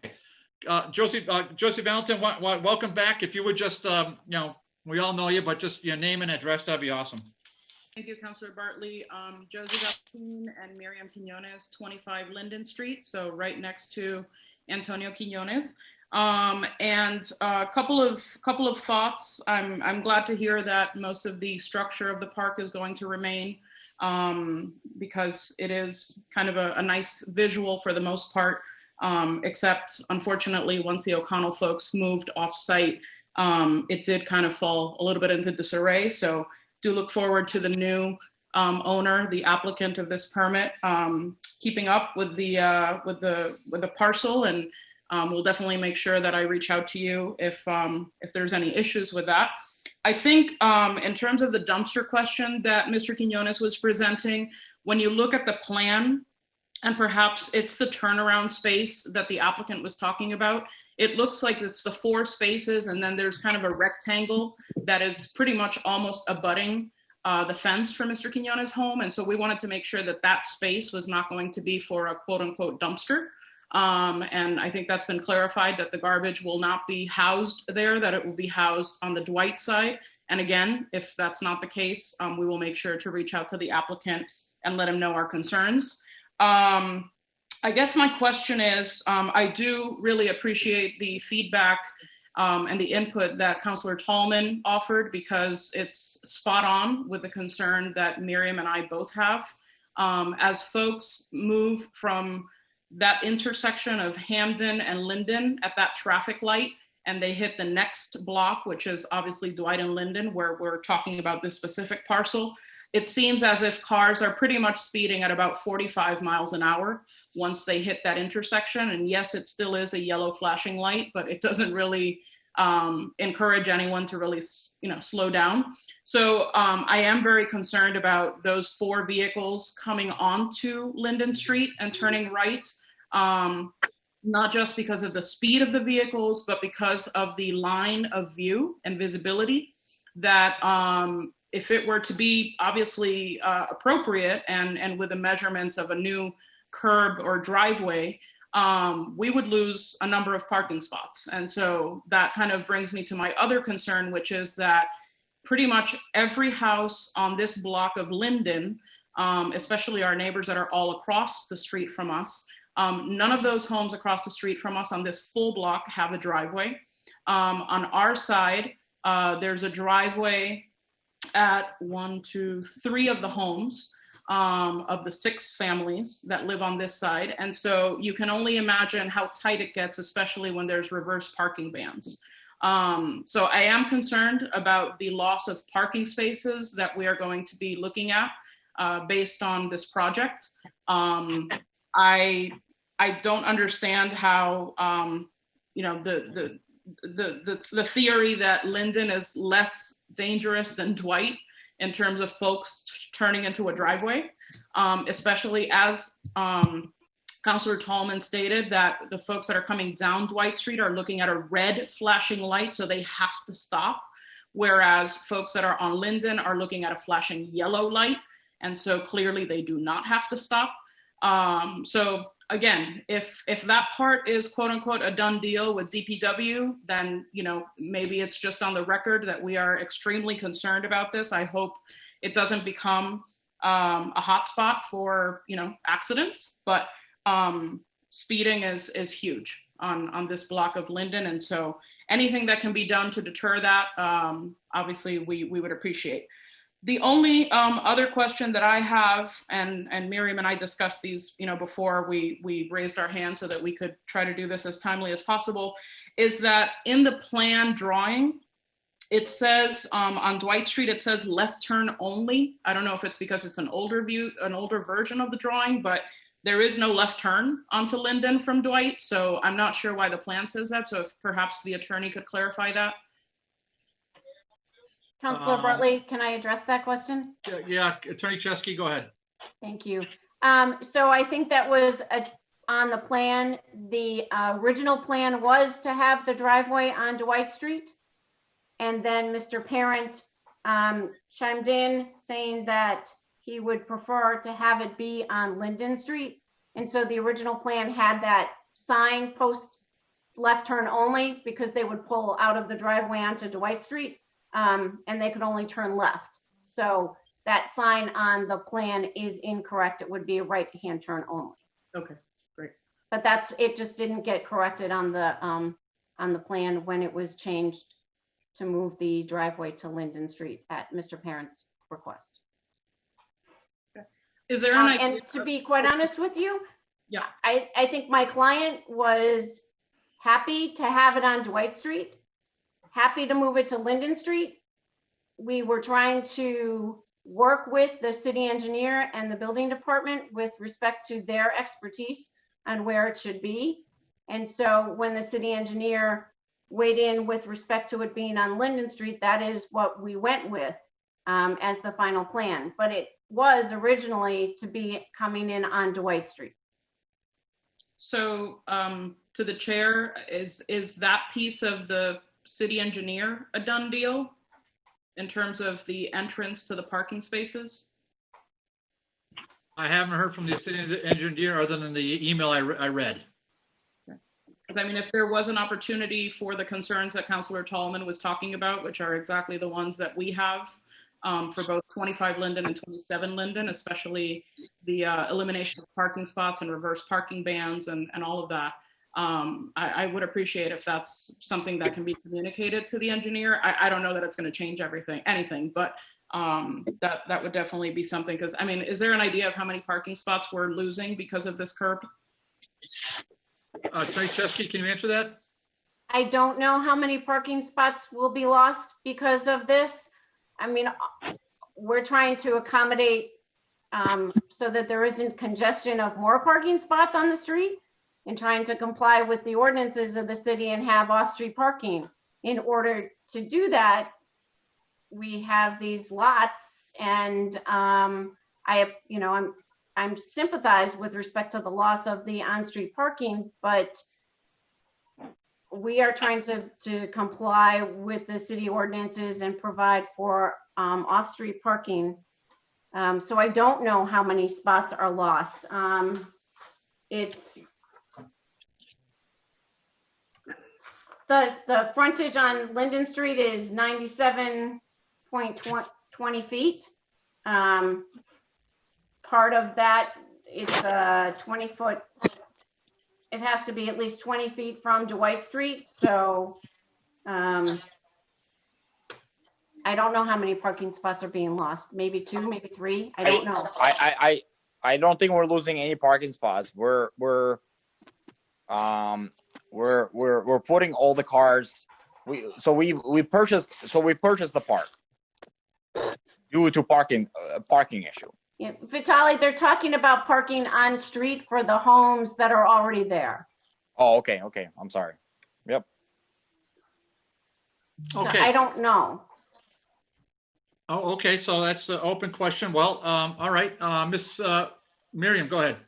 Yeah, I just wanted to remind folks that, and I'm not sure what the engineering has suggested, but Dwight Street turns from a two-lane street to a 1-lane right before the parking spot. I mean the stop sign. Therefore, when people are coming down Dwight Street, on the left of the cars, there's a whole space there that is, people cannot drive onto because the yellow line, goes all the way into the middle of the road. And so because Dwight Street turns from 2 lanes into 1 lane, about, 50 feet, about right in front of the house. So I don't understand why, and again, the engineer is not here, it's not in the meeting, but I don't understand why it would be more recommended to do the driveway from exiting Linden Street than Dwight Street. Right. So all I can do is read what he said. He said felt it would be safer. So I don't have an opinion on that, but that's all I can suggest. Okay. Thank you to you both. Is there anyone else from the public that wants to address us on this point, pro or con? I don't see. Let me just scroll down, make sure I'm not missing anybody. I don't see anybody's hands up. Okay. All right. I guess Attorney Chesky, what's your I think you heard the concerns. I'm sympathetic to your because I always like to see development. But you're in a pretty heavy residential neighborhood, and you've got to you had to anticipate some feedback on this. And we have an open question relative to elaborating on the city engineer's position concerning the switch from Dwight to Linden Street. So I'm of the opinion that we probably need to get an answer on that. And the only way I can get an answer on that is if I continue the public hearing, or if we. But I'm just one vote. To Mr. Quinones, I feel like all those questions that were raised are going to be most likely put as conditions on the special permit. So I feel like those are going to be easier ones. The issue of the on-street parking, it's a fair point. I think the other question I heard is the yellow flashing light. I'm not the ward counselor there, but that's been flashing for a long time. Has the ward counselor or the former ward counselor ever inquired to the city engineer as to why that's always a flashing light, and what the reason is, and whether there's going to be a change in the lights? Has anyone raised that question? Yeah, I mean, it was, I'm assuming I should answer because you just talked about the former ward counselor, so that would be me. Well, you're here. Okay. Yes, it is a question that I raised actually ever since the moment they did it, because we immediately noticed that the speeding issue most definitely intensified, because if the light is green at Hamden and Linden, that means you get to just kind of fly by. So and that's not even counting the issue of the most likely 4 or 5 people every day that we see that come in against traffic onto Linden as they're on Dwight and they're turning right, like as if they were coming from Veterans Park. They turn right onto Linden, which is a one-way. And then you match that up with people that are flying down the road 45 miles an hour. It's a huge concern. So ever since it was put in as a flashing light, I had contact with folks in the city saying, is this really necessary? The concern that I was told has always been an issue, and why they have not changed it from a flashing light to a regular light again is that it intensifies the backlog from folks coming from South Hadley. And so for the flow of traffic, they have left it as a flashing yellow light, even though it seems as an ongoing safety issue. We also have folks that have said to me that since it's been a flashing light, that there's less traffic accidents at the intersection of Dwight and Linden because there's a flow. But again, it's something that ever since it was put in as a flashing yellow light, I asked about and was always given the answer that it was about the flow of the vehicles coming in from South Hadley, and that when there was a light, that was a standard light, folks were crossing Hamden and then coming straight into another stop, because of a traffic light, and that the backlog was too bad, or not too bad, too heavy, especially in the mornings. So that's the answer I was given. Okay, Councilor Sullivan. Yeah, this is just a question for the chair. In regards to closing the public hearing, I think even if we close the public hearing, we could still receive information from a city employee or the city engineer. You're right. So you're absolutely right. Okay. Mr. Chairman. Councilor Graney. Just a suggestion, coming off of Linden, or coming off the Muller Bridge and into Linden, that area, there are speeding cars there. Even if that light was changed to a standard traffic light, if it was a green light, it wouldn't slow down the traffic. Would it be possible, without too much difficulty, to have that traffic light turned into a flashing red light both ways, which would indicate that both vehicles coming down Dwight and coming across Linden would have to stop at that site? Okay, yeah, fair point. That's something that's probably deserves an order and a filing order, and then you can get the perhaps have the city engineer come into an ordinance committee meeting to talk about that, but that's not something we can answer here, Howie, in my opinion. Okay. But okay, I think that deserves an order. Maybe you and Pete can file that, and then perhaps have the city engineer come in and discuss it. Council Tallman. Yeah, I mean, I understand what Mike Sullivan said. I would like to continue the public hearing. I think there's definitely some questions here. And maybe we can talk to the engineer and maybe see what his thoughts are, why Linden Street and not Dwight. I think Dwight, coming down Dwight, would make more sense to have the the parking lot and coming over Linden because of the red light. Unless there's some site issues or something, I don't know. I know there's some tough areas to park on Dwight also coming down, but it just seems it would make more sense to do it off of Dwight. And I understand. Well, in the spirit of that, I'll take a motion to suspend our rules and take agenda item 8 up now. Okay, suspend the rules, item number 8. Take up item number 8. Okay, motion made and seconded to suspend the rules and take up agenda item 8 under discussion. Hearing none on the motion. All in favor? Aye. Scheduling of the next DGR committee meeting. What is it? Oh God. Well, okay. What's the committee feel about December 7th? Is that? It's not a holiday. I mean, that's a Pearl Harbor. Pearl Harbor Day. Yeah. Okay. Should be a holiday, but is that a Monday, Dave? It is a Monday. Fine. Is that no good? Fine with me. Mike? Fine. Gladys? I'm sorry. The date again? I'm sorry. Couldn't hear last. I'm sorry, December 7th, that'd be a Monday. What's your calendar look like on December 7th? I'm available. Howie? Yeah, I'm available. Okay, okay, so we will, Priscilla's got her hand up. I know. Oh. I'll get to it. Sorry. It's okay. I promise you I'll get there. I know. Okay. Dave, do I still got the floor? No, I'm just, I just put that in there for informational purpose, so we're not going to take a vote on that. But the next meeting will be December 7th at 6:30. Okay, so we'll just we'll put that out there.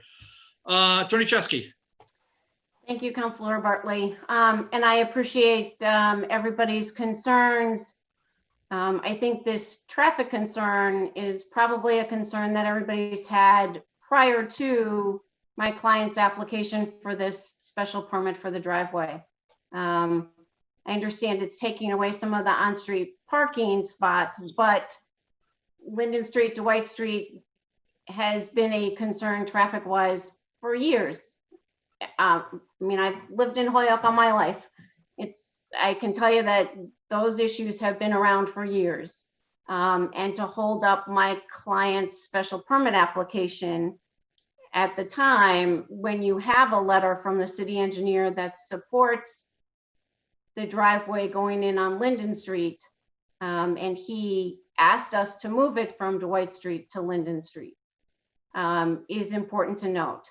It's also important to note that this special permit application was filed the beginning of September. It is now the beginning of November. So, and I appreciate the city councilors and how busy you all are and scheduling meetings and the timing that was needed to provide notice to everybody. But he has waited 2 months for this meeting. If you have a meeting in December and it's approved for the driveway, given the weather conditions in New England, he will be stopped from paving and putting in a driveway in the wintertime. If it is approved tonight and approved by the full city council going forward, then he would be able potentially to get his driveway and stuff in before the winter stops that construction from happening. And that impacts him financially because he won't be able to get a certificate of occupancy without the driveway and the curb cuts and et cetera. And so while he may be able to finish that house, he will not be able to finish the driveway and rent it and move forward financially. So you are creating a hardship financially by him, for him. If you could schedule a meeting sooner than December 7th to have the city engineer be part of it and to be there, then I think that would be acceptable. But to wait another month puts a huge financial burden on him when he has been working to construct this home. And he did file this special permit application the beginning of September. Thank you, Councilor Tallman. Sorry, Councilor Tallman, you have your hand up still? Yeah, I'm just concerned. If we close the public hearing, is there any way that we could get some clarification by tomorrow as why, the engineer would want this, even though he stated in the letter, he felt safer on Linden Street. And seems like the majority of the counselors and a lot of the residents feel that it is not safer on Linden Street to put in the curb cut for tomorrow night. I understand that, he put the property in, he wants to get moving, but we got to have the concerns of the neighborhood too there also. I'm just saying that, if we can get a hold of the engineer before somehow tomorrow, and he could be there tomorrow night at the meeting and explain everything. Right. So Pete, we're not meeting tomorrow. We're meeting on Wednesday. I know that. Right? I know that. Not tomorrow. Right. I mean Wednesday. I know you know. I'm just saying out loud, just so the public knows. Yeah, if he could get here Wednesday and possibly resolve that for us and why, and then the issues are taken care of with the neighborhood if their concerns are met. Yeah, I don't think that's unreasonable. So let's hold that thought. You all set? Yep. Pete. Okay, Councilor McGivern. Thank you, Councilor Bartley. Just a couple of thoughts, because I think they're all good concerns, and some items we've been working on for years and we've never resolved. Even before Josie was Ward 4, that other guy, McGivern, couldn't resolve some of the problems we're talking about. But one thing about speed, I'll say that I'll talk about the special permit, is speed's very simple. We put a police cruiser there with a radar gun and speed slows down. I mean, that's called enforcement, and we have a police department that doesn't like to enforce traffic regulations. I'm a little confused, and I guess this is to Attorney Chesky, or perhaps because we don't have the city engineer here, is I get the city engineer asked your client to move the driveway. The application was, and the only thing we have purview over here is a driveway in the front yard. On Dwight Street, it's in the front yard. On Linden Street, it doesn't sound like it's in the front yard anymore. Well, I can tell you that according to your building inspector, Mr. Cody, because it is a corner lot, if we put it on Dwight Street, it was the front yard. And if we put it on Linden Street, it is the front yard, because it is a corner lot. And that was Mr. Cody's interpretation. Is the house going on the park lot or on its own lot? The house is going on its own lot, the lot on 921 Dwight Street, which is entirely on Dwight Street. That's where the house is. Okay, so again, our building inspector is not here. I mean, I love how we do these meetings with all these opinions, and department heads don't like to come before us. But it makes no sense to me that we're putting a driveway on a lot that the house is not on. Therefore, to me, it's not in front of the house, because there is no house in that lot. So it's all one lot now, Councilor McGivern, because we purchased and got an A&R approved, plan approved, so that it could all be one lot.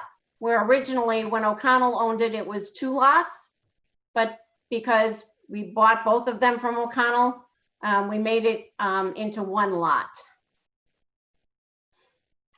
And that's already been approved by the planning board? That's already been approved by the planning board, yes. Okay, that answers my question.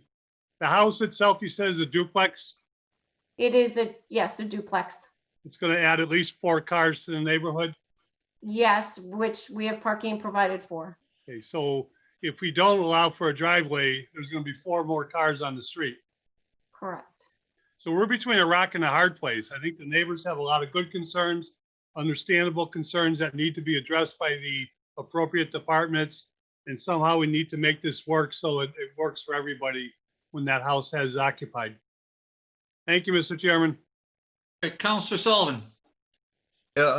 Thank you. I'll be willing tomorrow to reach out to the city engineer. If he can't be here in person, I would have the answers for the full committee, for the full council on Wednesday.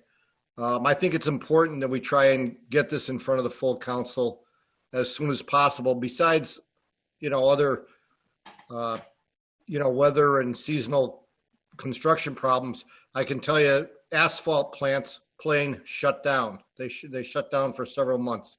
So to say we're going to wait is to kill this thing until the spring. Okay, thank you. Marcos, I think you raise your hand. Yeah, just quickly for clarity, the planning board did not review this project at all, subject to site plan approval. it's up to the building commissioner through the building permit. Just want to make sure that that's clear, that there isn't an impression that the planning board provided anything. No, I'm sorry. I didn't mean to indicate that the planning board reviewed the project. I meant the planning board approved an A&R plan, an approval not required plan, to make these two lots into one and to get rid of the boundary line, the property line between the two of them when it was purchased, when both lots were purchased from O'Connell. Yeah. No, that's an important point that Marcos raised and a point of clarification that Priscilla made. Okay, well, I think we have laid this out pretty well. I guess I'm of the opinion that it sounds like we want to probably close the public hearing, that we want to, after we do that, we probably want to put conditions on the special permit relative to what Mr. Quinones referenced. And then what we want to do is advance it to the city council pending further clarification from the city engineer. Is that what I heard? I'll just direct that to Pete and anybody else. Is that what I heard, Pete? Yeah, I'm okay with that. Okay. Excuse me a second. Sorry. Attorney Chesky, is that what I heard? That's what I understand, yes. I'm actually emailing Mr. Parent right now, so he'll have an email in his box first thing in the morning. Boy, I'll tell you, can you multitask with the best of them or what? That's impressive. I try. Don't always succeed. So Gladysh, you're paying for the best, but you're getting the best. Yeah. Okay. Let's see here. Okay. Does anyone else from the public? Quickly, Councilor Valentin, quickly. Just a quick clarification question. So should should we contact Mr. Parent, or will that come from all of you in terms of the concerns that were shared at this public hearing? Well, I think what we heard was Councilor Sullivan is going to be kind of our liaison for this, but that certainly does not preclude you from reaching out to Mr. Parent on your own, and assuming he gets back to you, which I would certainly suggest that he would, that may or may not help. And then if the only thing is, if we close the public hearing, we're not really going to be in a position to accept your feedback, but perhaps we can accept feedback from, as Mike Sullivan noted, we can accept feedback from the department head. Okay. That's fine. Thank you. All right. All right. Do any counselors have any other questions for the proponent at this point? I don't see any hands up anywhere. I would Gladys. David. Yes, David. I do. Yeah. Counselor, go ahead. Yeah, in regards to the limits of parking for the residents on Linden Street, could they go for like request like coming up with a residence permit, somebody filing an order for residence permits for them on that roadhouses? Let me take a stab at that. So yes, so there is an ordinance on the books. If you recall, we discussed that relative to what's going on at Hampton Street. Also, that was a very successful ordinance that we had included for special permits on McIntosh Terrace. And I want to say there's one other street. Center Street. Center Street for sure. So that is a pathway that could be taken, and my opinion, I think that would probably make sense in that area, frankly. But that's talking to the ward counselor, filing the appropriate order, going through the necessary steps. Okay. Josie, go ahead. Quick question. Yes, fire away. Thank you. So Gladys, thank you for bringing that up. The issue with this block, though, as I was explaining before, is that the resident-only permit wouldn't necessarily work in this case, just because, for example, on reverse parking ban moments, everyone across the street from where Antonio and I and Miriam live None of those folks have driveways. So all of those people move over to our side, or we move over to their side, depending on obviously the year that we're in. And so as it stands right now, without a curb being cut on Linden for this parking spaces for the park, for the project that's been discussed here over this period of time, as it is right now, the cars barely fit. And so it's not an issue that people that are not on Linden are parking in our area. It's that because of this curb, it would eliminate a number of spots on our side, which then could become a bigger issue. So it's not as much that it's a resident only issue. It's just that the space is limited because we have 3 driveways on our side that do not belong to Antonio or us.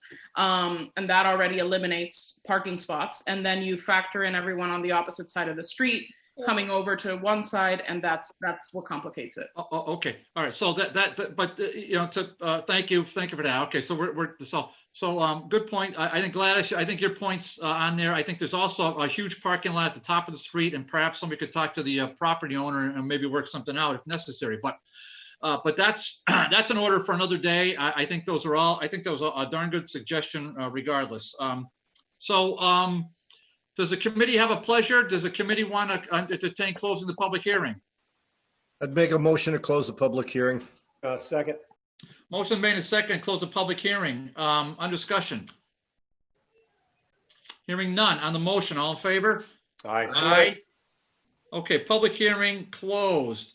I'm going to make a recommendation that we grant the special permit subject to the following conditions: that the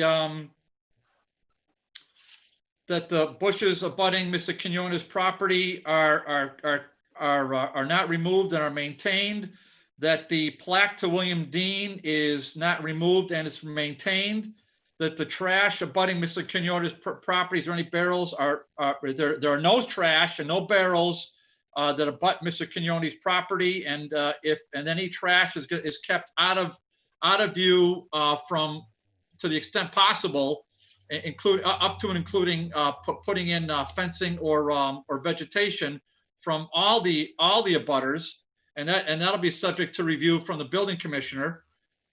And I think I nailed it. Okay, so my motion is grant a special permit with the aforesaid conditions. Dave, are we going to have the condition about reaching out to with Mike reaching out to the engineer? We are, but I want to make that motion first. My motion.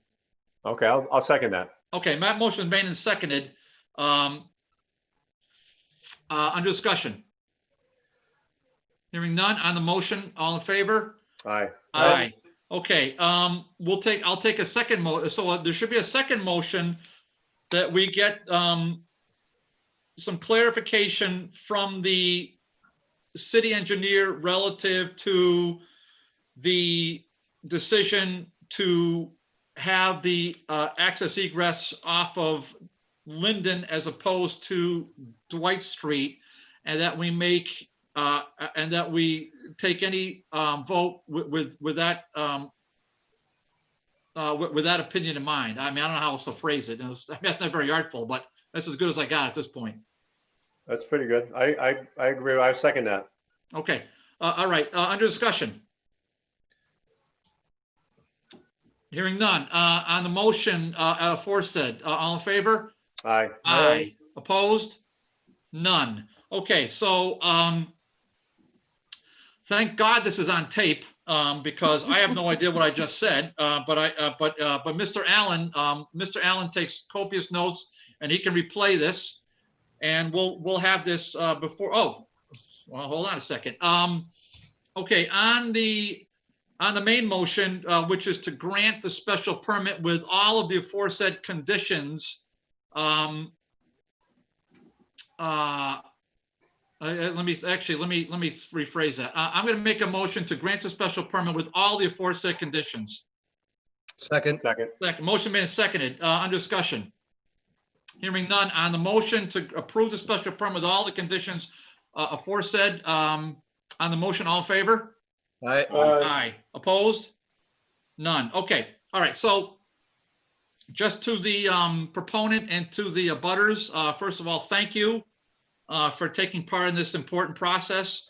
Those of you who've never been here, I really appreciate you you spending this, a lot of time with us, and it's really important for us as city councilors to hear from you.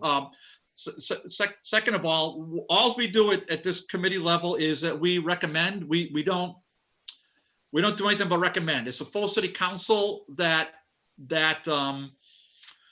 takes final action. Third of all, this is a special permit. It's going to require a 2/3 vote of the city council to approve it. So we're going to have to go before we're going to make the presentation. Fourth and lastly, we got to get some feedback, right, from the city engineer.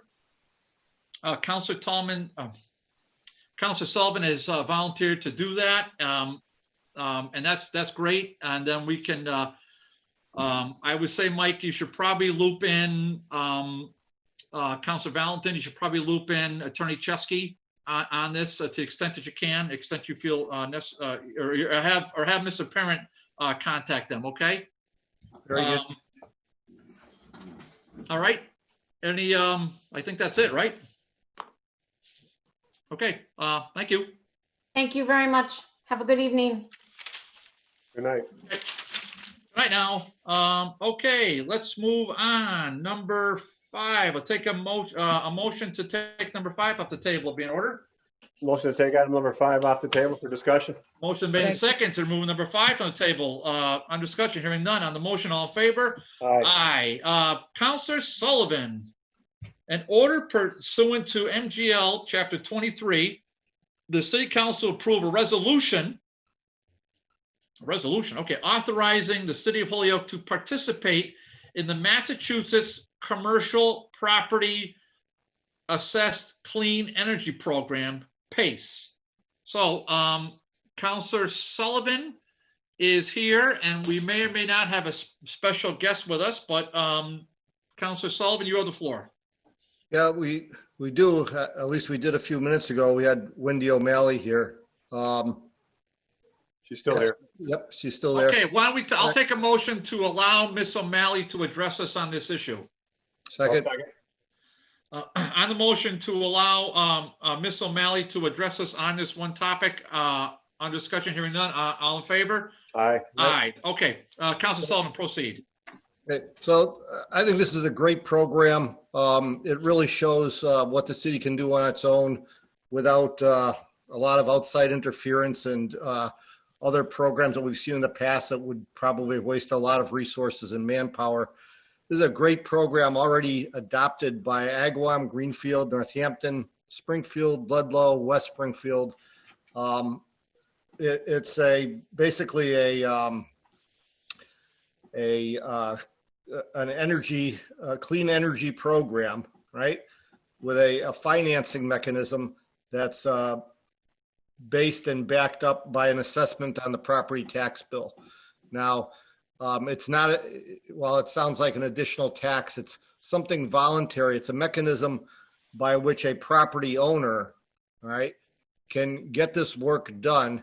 And the value of the work itself, the savings, the energy savings have to be in excess of the extra tax burden.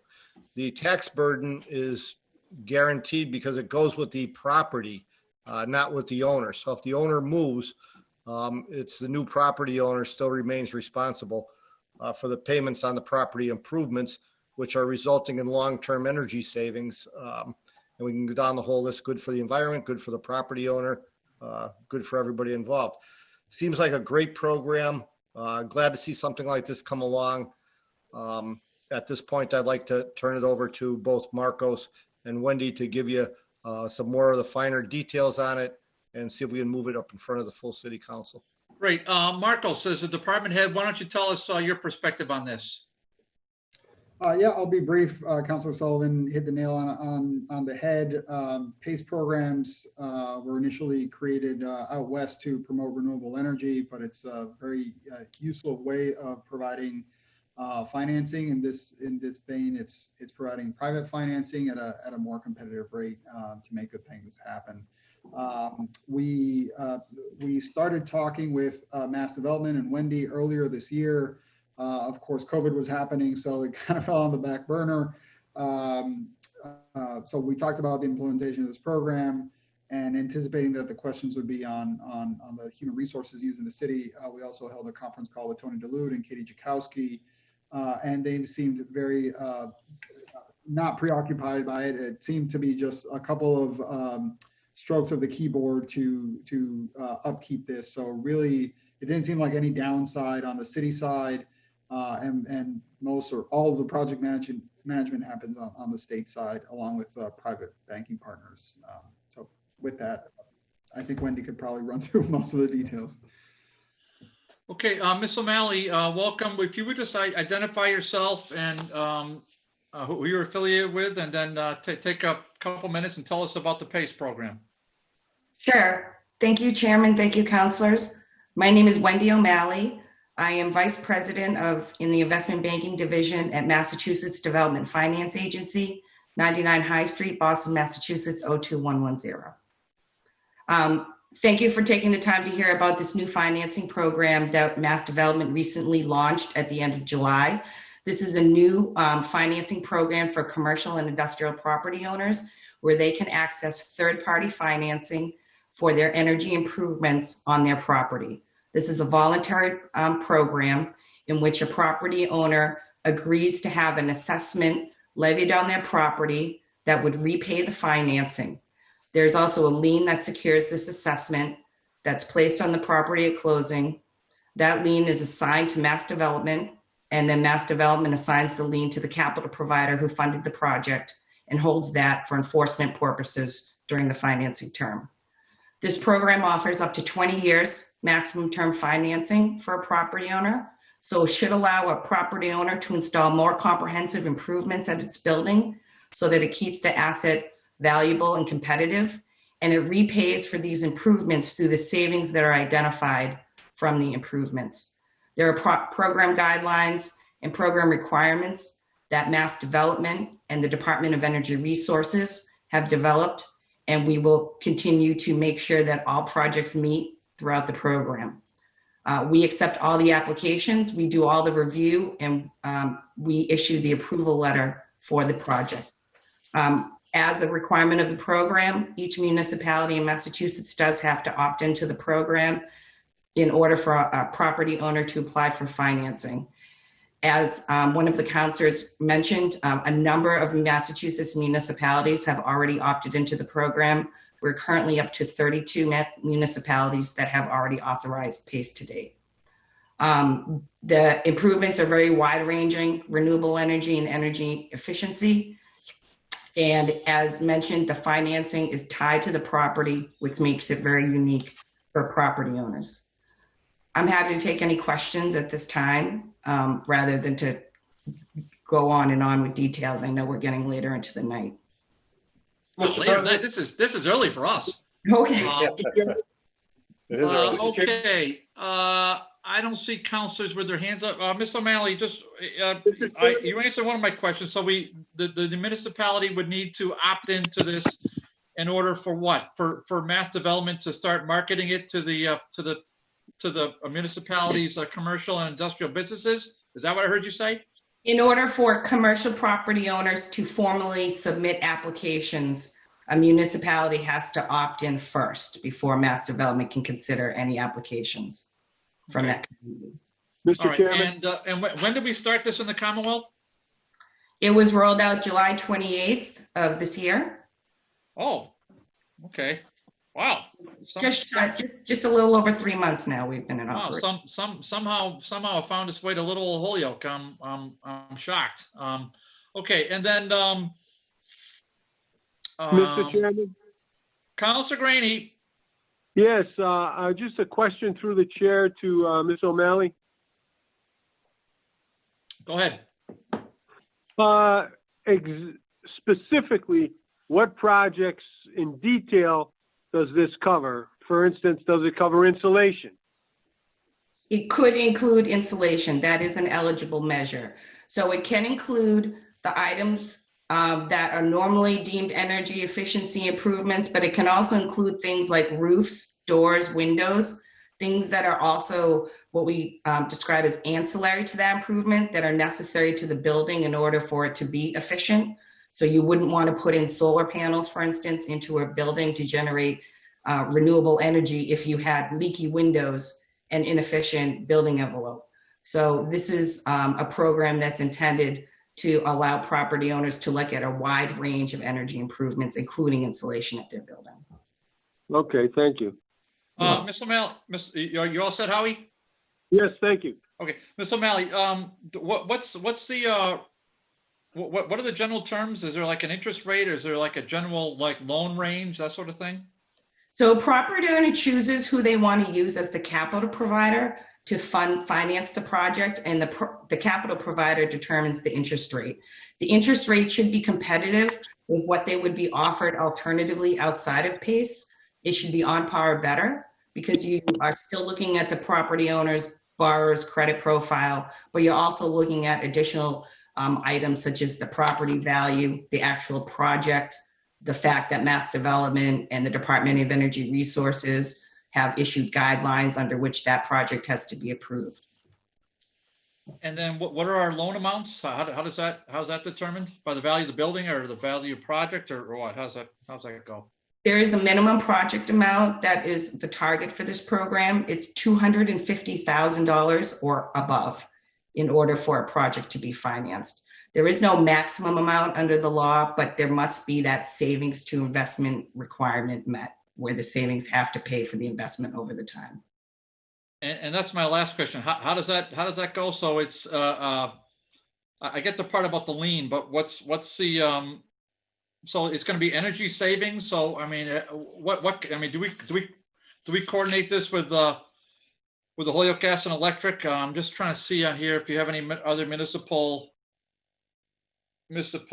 utilities on here, and I'm just scanning down here, and I don't see any, unless I miss them. So I see the list. The city would not be responsible for coordinating with Holyoke Light and Power, so they would just use the forward rates of the Holyoke Light and Power supply rates as the component for the energy rates to be used in the calculation of the savings. So in terms of a project under PACE, an owner identifies that improvement made to the building would avoid utility costs in the forward future term. So the theory is that if the building owner did not make any improvements to this building over time, it would incur a certain amount of expense through the utilities. And by installing these improvements, it thereby avoids those expenses in the future at whatever percentage is identified. And that savings is then funneled back to repay for the investment. And at some point, that investment, that improvement is still operating, and those savings are still flowing to the owner in terms of reduced utility expenses. And so it's keeping their building more competitive in terms of the operations. And that's where it's the repayment of that improvement through the savings identified from the operations that the building would incur on the utility side, the operational expenses. Wow, yeah, that's definitely going to take a but this is not a small loan, so this is not exactly for a corner bodega, but that's for sure. But it's so larger businesses, a little more sophisticated accounting and all the rest of that. I would assume it's, and the lien, the lien would then become like a recorded document. Is that what we're saying? Correct. Okay, and then yeah, I just. And then it's just Holyoke Gas and Electric. So I know you wouldn't know that. So I'm just going to make sure just so we're all talking the same language. It's Holyoke Gas and Electric, HG&E is what it's called. And then, no, that's small potatoes. That's just so we're talking. There's no way you could possibly know that. But I just don't see any other, at least the ones with which I'm familiar. I don't see any other communities on this list that have municipal utilities. That doesn't mean I'm right, because I'm sure I'm not, but I don't see any. But it looks like they're all the big daddies have the have the national companies that power them. I don't. If I may just add, I think that you do have higher costs there in your municipality in terms of the power rates.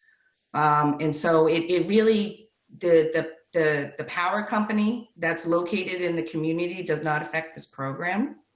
If anything, it's just what your forward rates are for your electricity or gas supply that's available to the commercial property owners.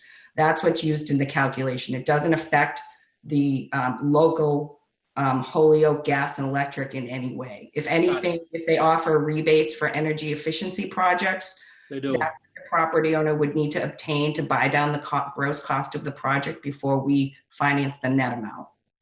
But that's really the only interaction that they have in this program if they offered any rebates for energy efficiency. And I can't stand it when we do these things and then it just, everybody pats themselves on the back and we pass the city council and have a resolution, yay for us. And then nothing happens. So how do you get the word out to this? And have you identified, Marcos, have you identified any potential users of this program in Holyoke? Marcos. We haven't done any legwork on promoting the program yet because it's not active. So I mean, it would be another tool that we would have at our disposal. I would imagine that the HG&E would have a large interest in promoting this in their efforts of decreasing gas consumption as well within the city.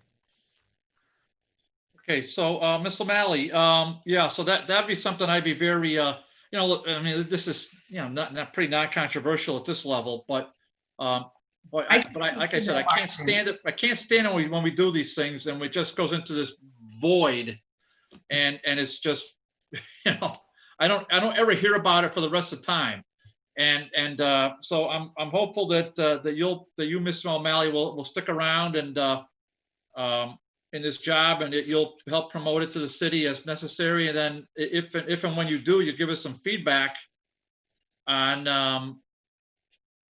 the good and the bad, I suppose. So that's all I have for questions. Anybody else have questions for this, Councilor? I see Councilor Bon Martinez, but Mike Sullivan has his hand up. So Mike, go ahead, please. Yeah, so just so everybody realize, Jim Lavelle couldn't be with us tonight, but I had reached out to him, and he is himself and HG&E are very much in support of this program. It would complement what they already offer, and they see no downside to it, only positives. The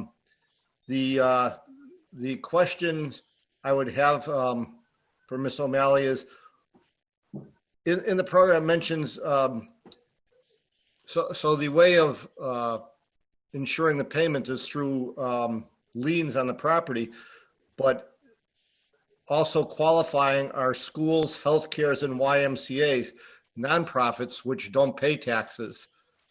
So how would that work for them as far as guaranteeing payments? So if a nonprofit was interested in accessing this program, Mass Development would make them aware that they would need to agree to have a tax bill issued by the municipality that they reside in. That would be a separate decision made outside of the PACE program, but that's the vehicle in which the PACE assessment has to be billed on. So the nonprofit would have to agree to have a tax bill issued to them by the city. And as an add-on, I was surprised that I've spoken to nonprofits in other municipalities who have tax bills issued to them. They already agree to voluntarily pay some sort of tax, so that's not an issue for them. And then I've also spoken with nonprofits who don't have tax bills issued to them that said they would be willing to consider that because they need the PACE financing for their property. So that's just anecdotally what I've heard from nonprofits in terms of their consideration, but that's the pathway that a nonprofit would have to use. So that would be what we call here a payment in lieu of taxes? Yes. But it would have to be done on a tax bill. So my understanding is some pilots are just not, paid, but not on the tax bill. So I just want to make it clear that it would have to be a line item that would be listed on the tax bill separately as PACE assessment in addition to the tax amount. And the property owner would be agreeing to remit that PACE assessment amount in addition to the property tax each cycle. And only if the municipality receives the PACE assessment would we be asking them to disperse the PACE assessment amount only to our paying agent that we've engaged, Zion's Bank, and Zion's Bank would be dispersing the assessment to each capital provider who has financed a project under the program. Okay. So in the outline of this, it mentions schools. Is that public schools or just private schools, colleges, stuff like that? Private. Private. All right. So, all right. That answers my basic questions. The only ones I really had on this program. Councilor Ron Martinez. Thank you, Ms. O'Malley. The question I have is there a staff capacity? A lot of the grants, you have to have an amount of employees in order to have advantage of some of these opportunities. Is there staffing required for any business who wants to go for this type of grant or funding? Not on the property owner side. The property owner is just voluntarily agreeing to repay the financing through the city tax bill method that I just described, because it is required through the Mass General Law, because it is a betterment assessment. So that's the process we had to follow. Mass Development has staff. I have staff. I was hired to run this program. I have been with Mass Development since the statute was passed. So I can assure you that I will be here. I am responsible for the program. Mass Development is in the middle of the flow chart that you've seen hopefully in the PowerPoint, as a responsible program and lead administrator. And that's who you would come to with any questions, concerns, any items regarding the program. So we want to assure you that this is not intended to be a heavy lift for the city of Holyoke. This is intended to be an economic development tool to incentivize commercial property owners to keep their assets competitive and improved, to keep them in the city instead of moving out because of the higher energy expenses or operating costs they may incur in their facility. So this is really just, it's an optional voluntary program that we make available to commercial property owners, but we run it. We do have to run it in terms of through the city because it's a betterment assessment by law. But we've tried to create it in the structure so that it is the least amount of effort in exchange for the benefits hopefully it brings to your community. Thank you. You answered that. Okay, Ms. O'Malley, thank you very much. I really appreciate it. Any other question marks for our guest? I don't see any. Council Sullivan, you want to make a motion? Yeah, just let me get the right wording in front of me. Or maybe, Marcos, do you have the exact legal wording, or can I just move this with the? I mean, I can make a motion that we approve the resolution. I mean, is that pretty much what we need? Yeah, pursuant to MGL Chapter 23. Oh, geez, come on. We don't need that. Come on. Yeah, we need it. We need it. Good job, Mike. Okay, let's we'll approve the motion pursuant to Massachusetts General Law Chapter 23. Is it 23M as in Mary, Miss O'Malley? Correct, it is.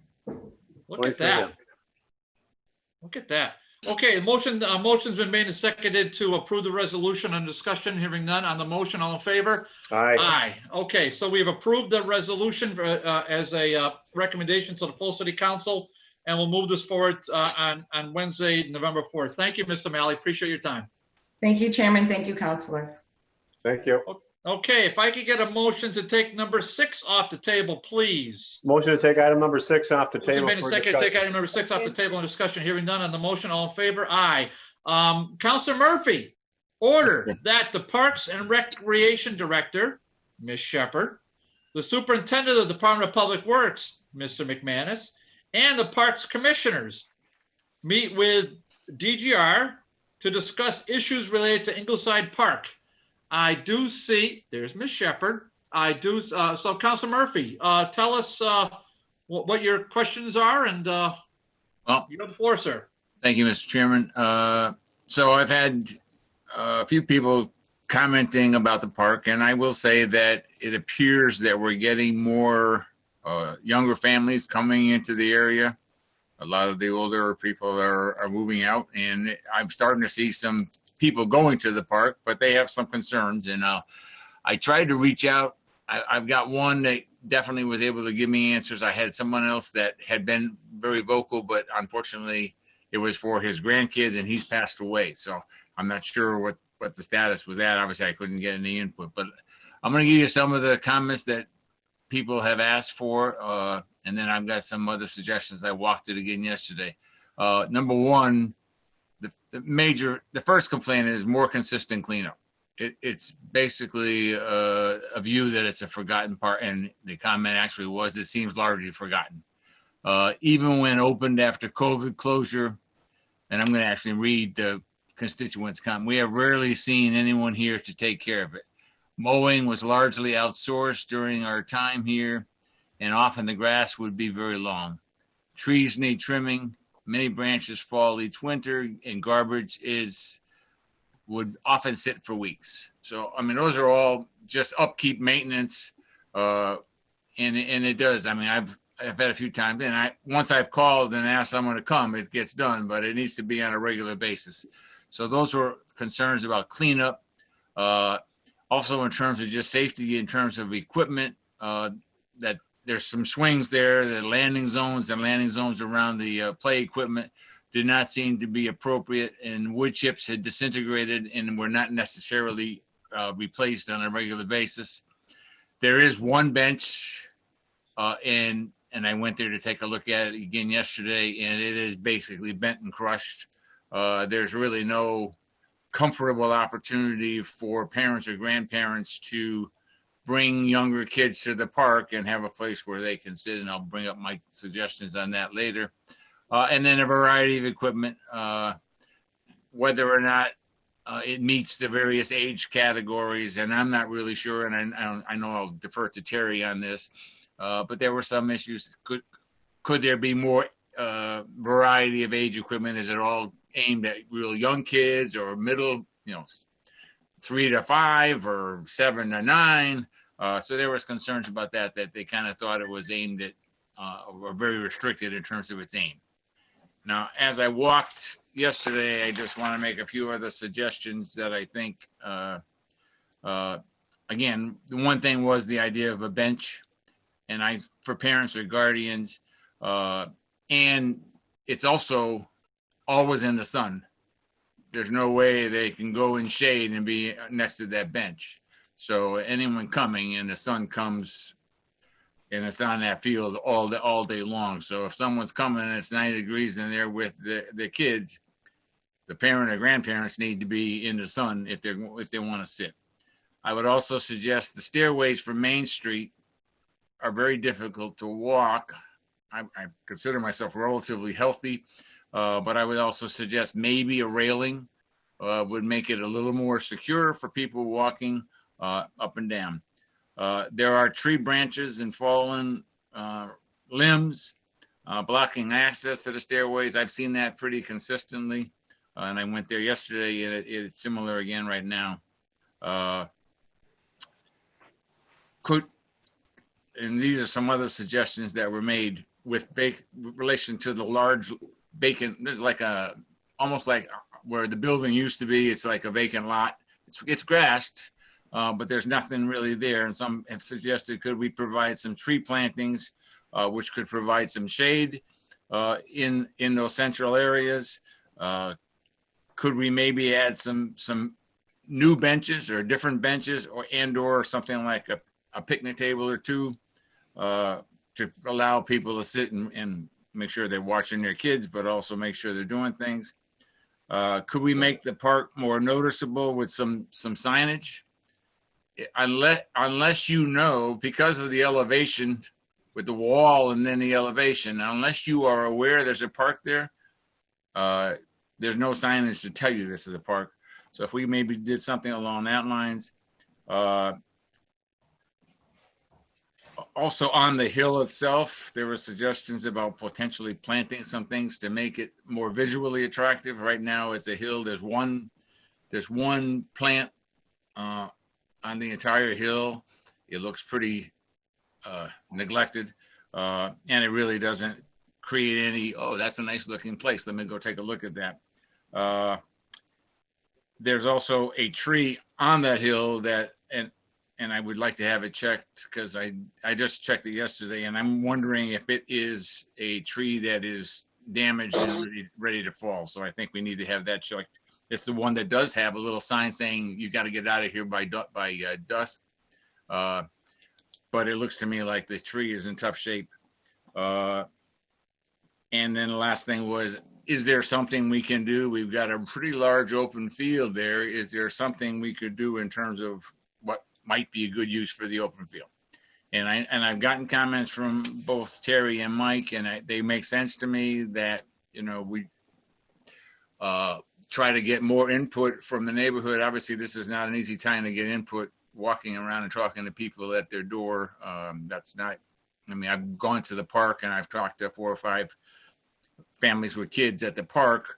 But as far as, going around, I think that makes some sense. But those are the concerns, and I think they're very legitimate concerns in terms of if we're going to have Ingleside Park, then let's make it as functional, as useful, and as attractive as we can. And I appreciate your time and for taking this order up, Mr. Chairman. Okay, Terry, Shepherd, that was a lot, but that's, it is what it is. So do you want to address some or all of these, please? Unmute yourself, Terry, on your microphone. I can address some of the issues. It's in the last 30 years, it's always been treated as pretty much people's backyards. It's not a heavily used park, and I know probably most of the city, they don't even know it's there. I was really concerned about even addressing anything because honestly, I don't know what the makeup of the neighborhood is anymore. I didn't think there were many young kids there. I defer to you. I would have guessed people would be happy with a more passive area. I was thinking tables, trees, tree planting is always a possibility, and shade structures. I wasn't sure about what kind of play apparatus people would be interested in. What's there now, I think, was installed in 1994. It's terribly out of date. It is for young kids, and it's in dire need of I think, removal. I've always been really worried about the hill. I always have visions of kids sliding on it and just sliding right out to Main Street. So trees probably would be a great idea, or some kind of landscaping. The maintenance issues, I know it hasn't received the attention it should, but I'll have to defer to Michael on that one. Okay, Terry, thank you. We're joined also by the DPW Superintendent, Mike McManus. Mike, I know you got here a little bit ago, but Terry Murphy went over kind of a litany of things. Do you want those summarized, or did you catch some of that? No, I caught some of that. Okay, yeah, go ahead, Mike. You have the floor. So as far as the maintenance goes, and as Terry Shepherd had said, it is kind of not a completely forgotten park, but it's not a main park.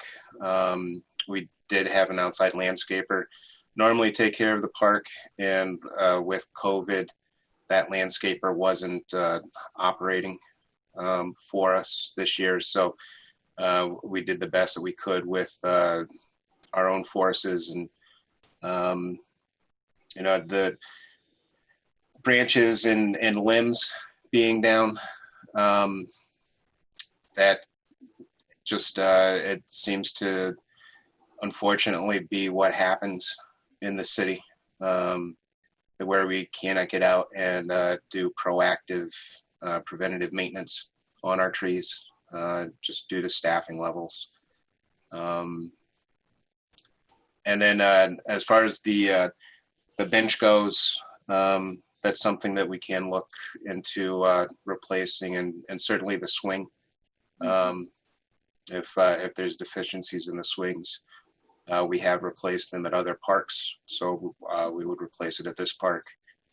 And then the wood chips, I think it was last year, we went around to all of the parks and refreshed the wood chips around play structures. So I'll have to look and see if was this one missed or was it topped off last year with the rest of the parks. Okay, the stairway, Mike, I think Terry Murphy Yeah. mentioned the stairway. Well, I'll have to look at that. I heard you say something about a possibility of putting in a railing. Yeah. So we'll see how to be feasible to put a railing in. Okay, and then I think the only one I don't think we addressed is signage from that's the list of Terry Murphy. Oh, sorry. No, go ahead, either one of you. Terry Shepherd, go ahead. The new green banner signs, well, they're not really new anymore. I don't know why Ingleside didn't get one. I'm sure it was money. It was a community development grant. We spent what we could, but we even did a second round, so I'm not sure, but I can certainly look into that. And I do want to let you know that after you filed the order, and I know, Terry, you called several times this summer, the Park Commission did bring it up at, I think it was their September meeting. I guess we briefly talked about maybe filing a community development block grant to get some immediate improvements this year, but they haven't finalized what we'll be submitting this year. It's coming up. Yeah, Terry, the same thing is true over that. Remember that Sheared Park? Yep. We had I filed something a few years ago on that one, and there's no banner sign over there either. Sheared Park at the time didn't qualify for community development funds. And it actually, I just asked Michael McManus about a month ago how much they cost. And I was shocked to find out through Michael that they cost $1,200 each just to replicate what we have. So. Yeah, I'm not interested in. I'm just pointing it out. So I'm just want to let you know. I don't want to blow 1,200 if we don't have to. But I'm just saying if we had a grant to that effect, I just point out that Shear doesn't have it either. So and if it doesn't qualify for block grants, doesn't qualify. Right. There's quite a few parks. I think we only got through half of them. Yep. About 15 years ago, there was a push to have universal signage. Oh, okay. Well, good point. I didn't realize all that. So I appreciate you telling me. Got about halfway through. Yeah, no, I go by Shear Park religiously, so that's why I was pointing it out. Okay, Terry Murphy, sorry, you have the floor. Thank you. First of all, I appreciate both Mike and Terry and your thoughts and comments. And I know, especially, when I've lived here for quite a few years, and it was very rarely used. But again, I've seen more people, and I don't know, Terry, if it appears to me the population is changing a little bit with more families coming into the area. And I was there yesterday, and there were a woman with a daughter, probably a three or 4-year-old daughter, and I had seen someone else, a husband and a wife with probably a 6 or 7-year-old kid in the last couple. It's not every day I see a lot of people there, but again, I think two things. And let me also just make one more thing on the stairway. Not only do I think there's a railing, I also think the stairs themselves, they're I don't know if they're concrete, I think they are, or there's some kind of cement mix. But there's a lot of parts where the stair itself is not fully complemented. And I think there's probably on the one closest to St. Vincent Street, there's probably about 14 stairs to get up there. Mm-hmm. So that's what I'm saying, a railing. I know one of the people that I saw with kids was an older person, and that was not easy to get up there. And I was a little concerned when they were trying to come back down. So, but also the hill, I think we got a chance to make it look a lot better. And if we got some new play equipment, I think that might make some difference as well. But I think, the idea of a better bench or a picnic table, or maybe a combination thereof, planting trees, and on the hill doing some kind of, whether it was some kind of flower arrangement or whatever, that would really make that stand out as an attraction on Main Street. And then the last thing I would just say, and I know, Mike, there's a lot of things going on, so please forgive me for asking too much, but if there's any possibility of getting the stairway, and there were branches and tree limbs right there. If there's any way of getting that in the next couple of days, just kind of trimming it up so people, I'm a little concerned again that someone's going to trip and fall down the stair, and they're right on the stairs. So if that can be done, and I think Terry had sent me something today about potentially doing something, looking at getting some kind of survey in the spring, as hopefully we get this virus under control, that we can get people together and sit down and talk about it. Then I think, going forward, what kind of play equipment we actually want. I know community field was mentioned several times. Can we get something like, well, we got a community field? I'm not sure we need something as dramatic as that, because I don't think we have the same number of people. But I do want to provide for this neighborhood a playground, pretty much like most neighborhoods have. So, and that's my goal here, and to make sure that when we have it, we try to keep it stuff. And again, I appreciate, Mr. Chairman, you taking this up.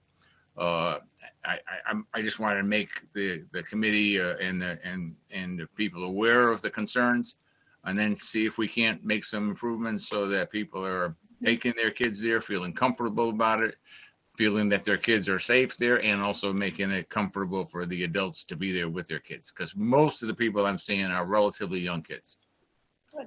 Good. And I'd have to say, all these years, the neighbors have done a very good job of keeping it clean and taking care of it themselves. Council Solomon? Yeah, thank you, Mr. Chairman. And Terry, I'm glad I voted for you. I'm telling you, one of the more hardest working counselors. You're looking out for your people. Yep. Thank you, Peter. I think there is in the city that something like we say, it's almost said it's a forgotten park, but there's several parks, that I think that we have to try to, take care of. I mean, in this area, especially safety wise, and sometimes things don't take a lot of money. Sometimes it's manpower, and sometimes you're short on manpower. But sometimes it's, little things. Sometimes they have these cleanups side of the river. Maybe some Saturdays, I know it's getting colder weather, but we got a little cleanup at certain parks. We get volunteers to do certain parks, if we're short on manpower. But any area in the city, any park, we've got several parks, and some of them do need some more work than others. But I think it's important that in this area of the city, in a park that some people may never heard of in the city. I mean, I used to drive by there often when I was working, but it's important to take care of these things. Simple safety things, railings, the benches, the tree limbs, the grass cutting. And if something can't get done, if we find out that because of COVID, the landscaping company isn't there, to contact the council. Maybe somebody could volunteer. Maybe we get somebody over there to do a little bit of work. But I really applaud Terry for bringing this up, and hopefully Terry and Mike can look at some of the other parks in the city that need some work, and whatever we can do financially, and I know work-wise, because sometimes we're short manpower-wise, but I think a lot can be done to improve the parks in our city. So thank you, and thank you, Terry, for bringing that up. Thank you, Peter. Councilor Sullivan?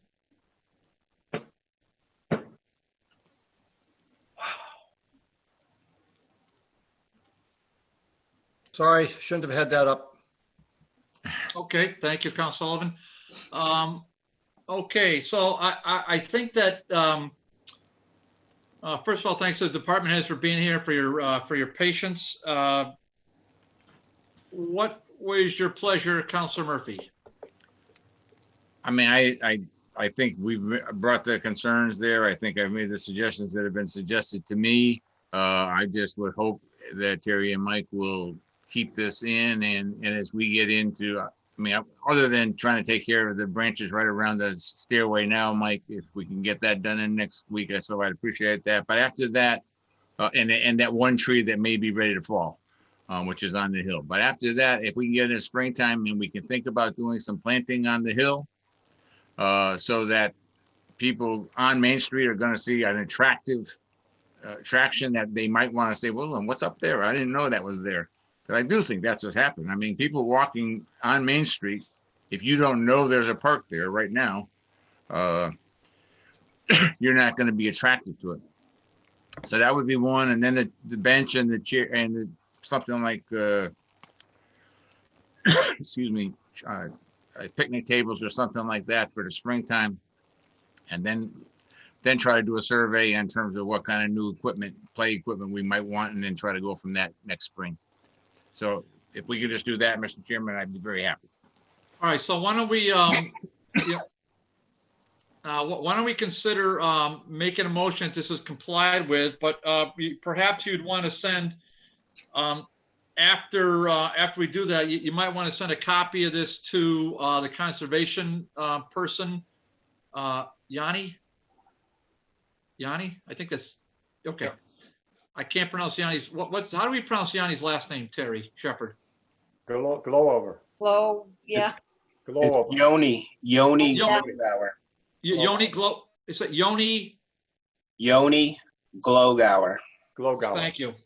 All right, so, yeah, I happened to meet with Yoni a few weeks ago up in the Elmwood Forest. So it was we had a great meeting over there. So he's seems like a very responsive person. So you certainly want to send a copy to him relative to the plantings. But you know, why don't we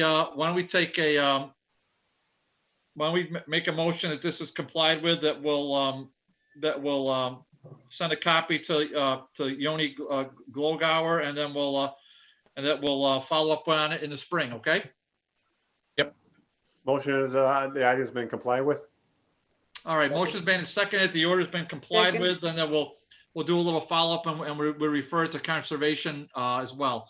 On discussion, hearing none on the motion. All in favor? Aye. Aye. Opposed? None. Okay. Mike, Terry. Thank you. Thank you, Mike. Thanks, Terry. I'll get a motion to take number 7 off the table for purposes of discussion. Motion to take item 7 off the table for discussion. Motion made and seconded to remove number 7 from the table. On discussion, hearing none on the motion. All in favor? Aye. Open meeting law complaint from Mr. James Fitzgerald submitted to the City Council 9/15/20. So what I did for the committee's edification, we had some discussion with the law department, and the law department has not prepared one thing they did was they prepared a draft opinion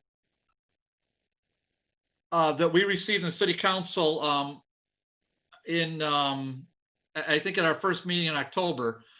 And that was concerns of Councilor Lisi about whether or not I could chair a committee meeting where I was specifically named 3 times within an open meeting law complaint. Chairman Lisi had concerns about my the legality whether I can do that, and the law department came back and said there is no basis for which to be concerned. So we know we all have that letter in front of us, and we all have that letter in our files. The letter that we don't have is the answer from the law department to the Attorney General and to the complainant. And so what I don't know why we didn't get that, but you know we all get busy. But I saw a draft of it on October 22nd, but I just was advised this afternoon that no other counselor has seen the draft, so that's not helpful. And so what I did was tonight I forwarded the draft letter to all members of this committee. I'll also forward it to Councilor Murphy since Councilor McGivern was here for the most part, so I'll make sure Joe gets it. And then what we'll do is, and I see Councilor McGee's here too, so I'll forward it to Councilor McGee as well. And actually, I'll forward it to everybody. Why not? I'll just forward it to the whole City Council. And well, actually, I forwarded to DG already, and I'll forward it. I'll have Ryan forward it to the rest of the City Council because I don't want to do that. So you know, without getting into the back and forth, without that letter in front of us, but basically, let me just read what Crystal wrote to me in an email. I don't believe Council has a copy, as I only sent you the draft. Draft can be discussed in committee and then provided for further review to full council. We do it often in ordinance. Attached to the draft to distribute for tonight, I made some changes, and there you go. So when I speak with Ryan Allen tomorrow, or whenever we meet, maybe Wednesday, I'll make sure Ryan forwards this draft letter to all members of the City Council, and then we can take this up when are we meeting? December December 7th. Yeah, we're going to meet December 7th. So we can take this up for full discussion then. And then perhaps we'll make sure though it's not a public hearing, we can make a specific invite to Mr. Fitzgerald and to his counsel. And they can address some of their concerns to me specifically and to all of us generally, and take it from there. So that's all I have. Anybody have any comments or questions or concerns about what I just said? I don't see anybody with their hands up. Okay. All right. So I think a motion to table is probably in order. Motion to table item number 7. Second. Motion made and second to table item number 7 is non-debatable. On the motion, all in favor? Aye. Okay. So I think we're pretty well good to go at this point. So thank you. Good meeting. All right. Adjourned. Motion's made and second to adjourn. On the motion, all in favor? Aye. We are adjourned. Thank you, everybody. Have a great night. Have a great night. Have a safe night. Okay. Don't forget We'll to see you. vote. We'll see you Wednesday. Good night, everybody. Good Thanks, night. Howie. We'll see you Wednesday. See you, Howie.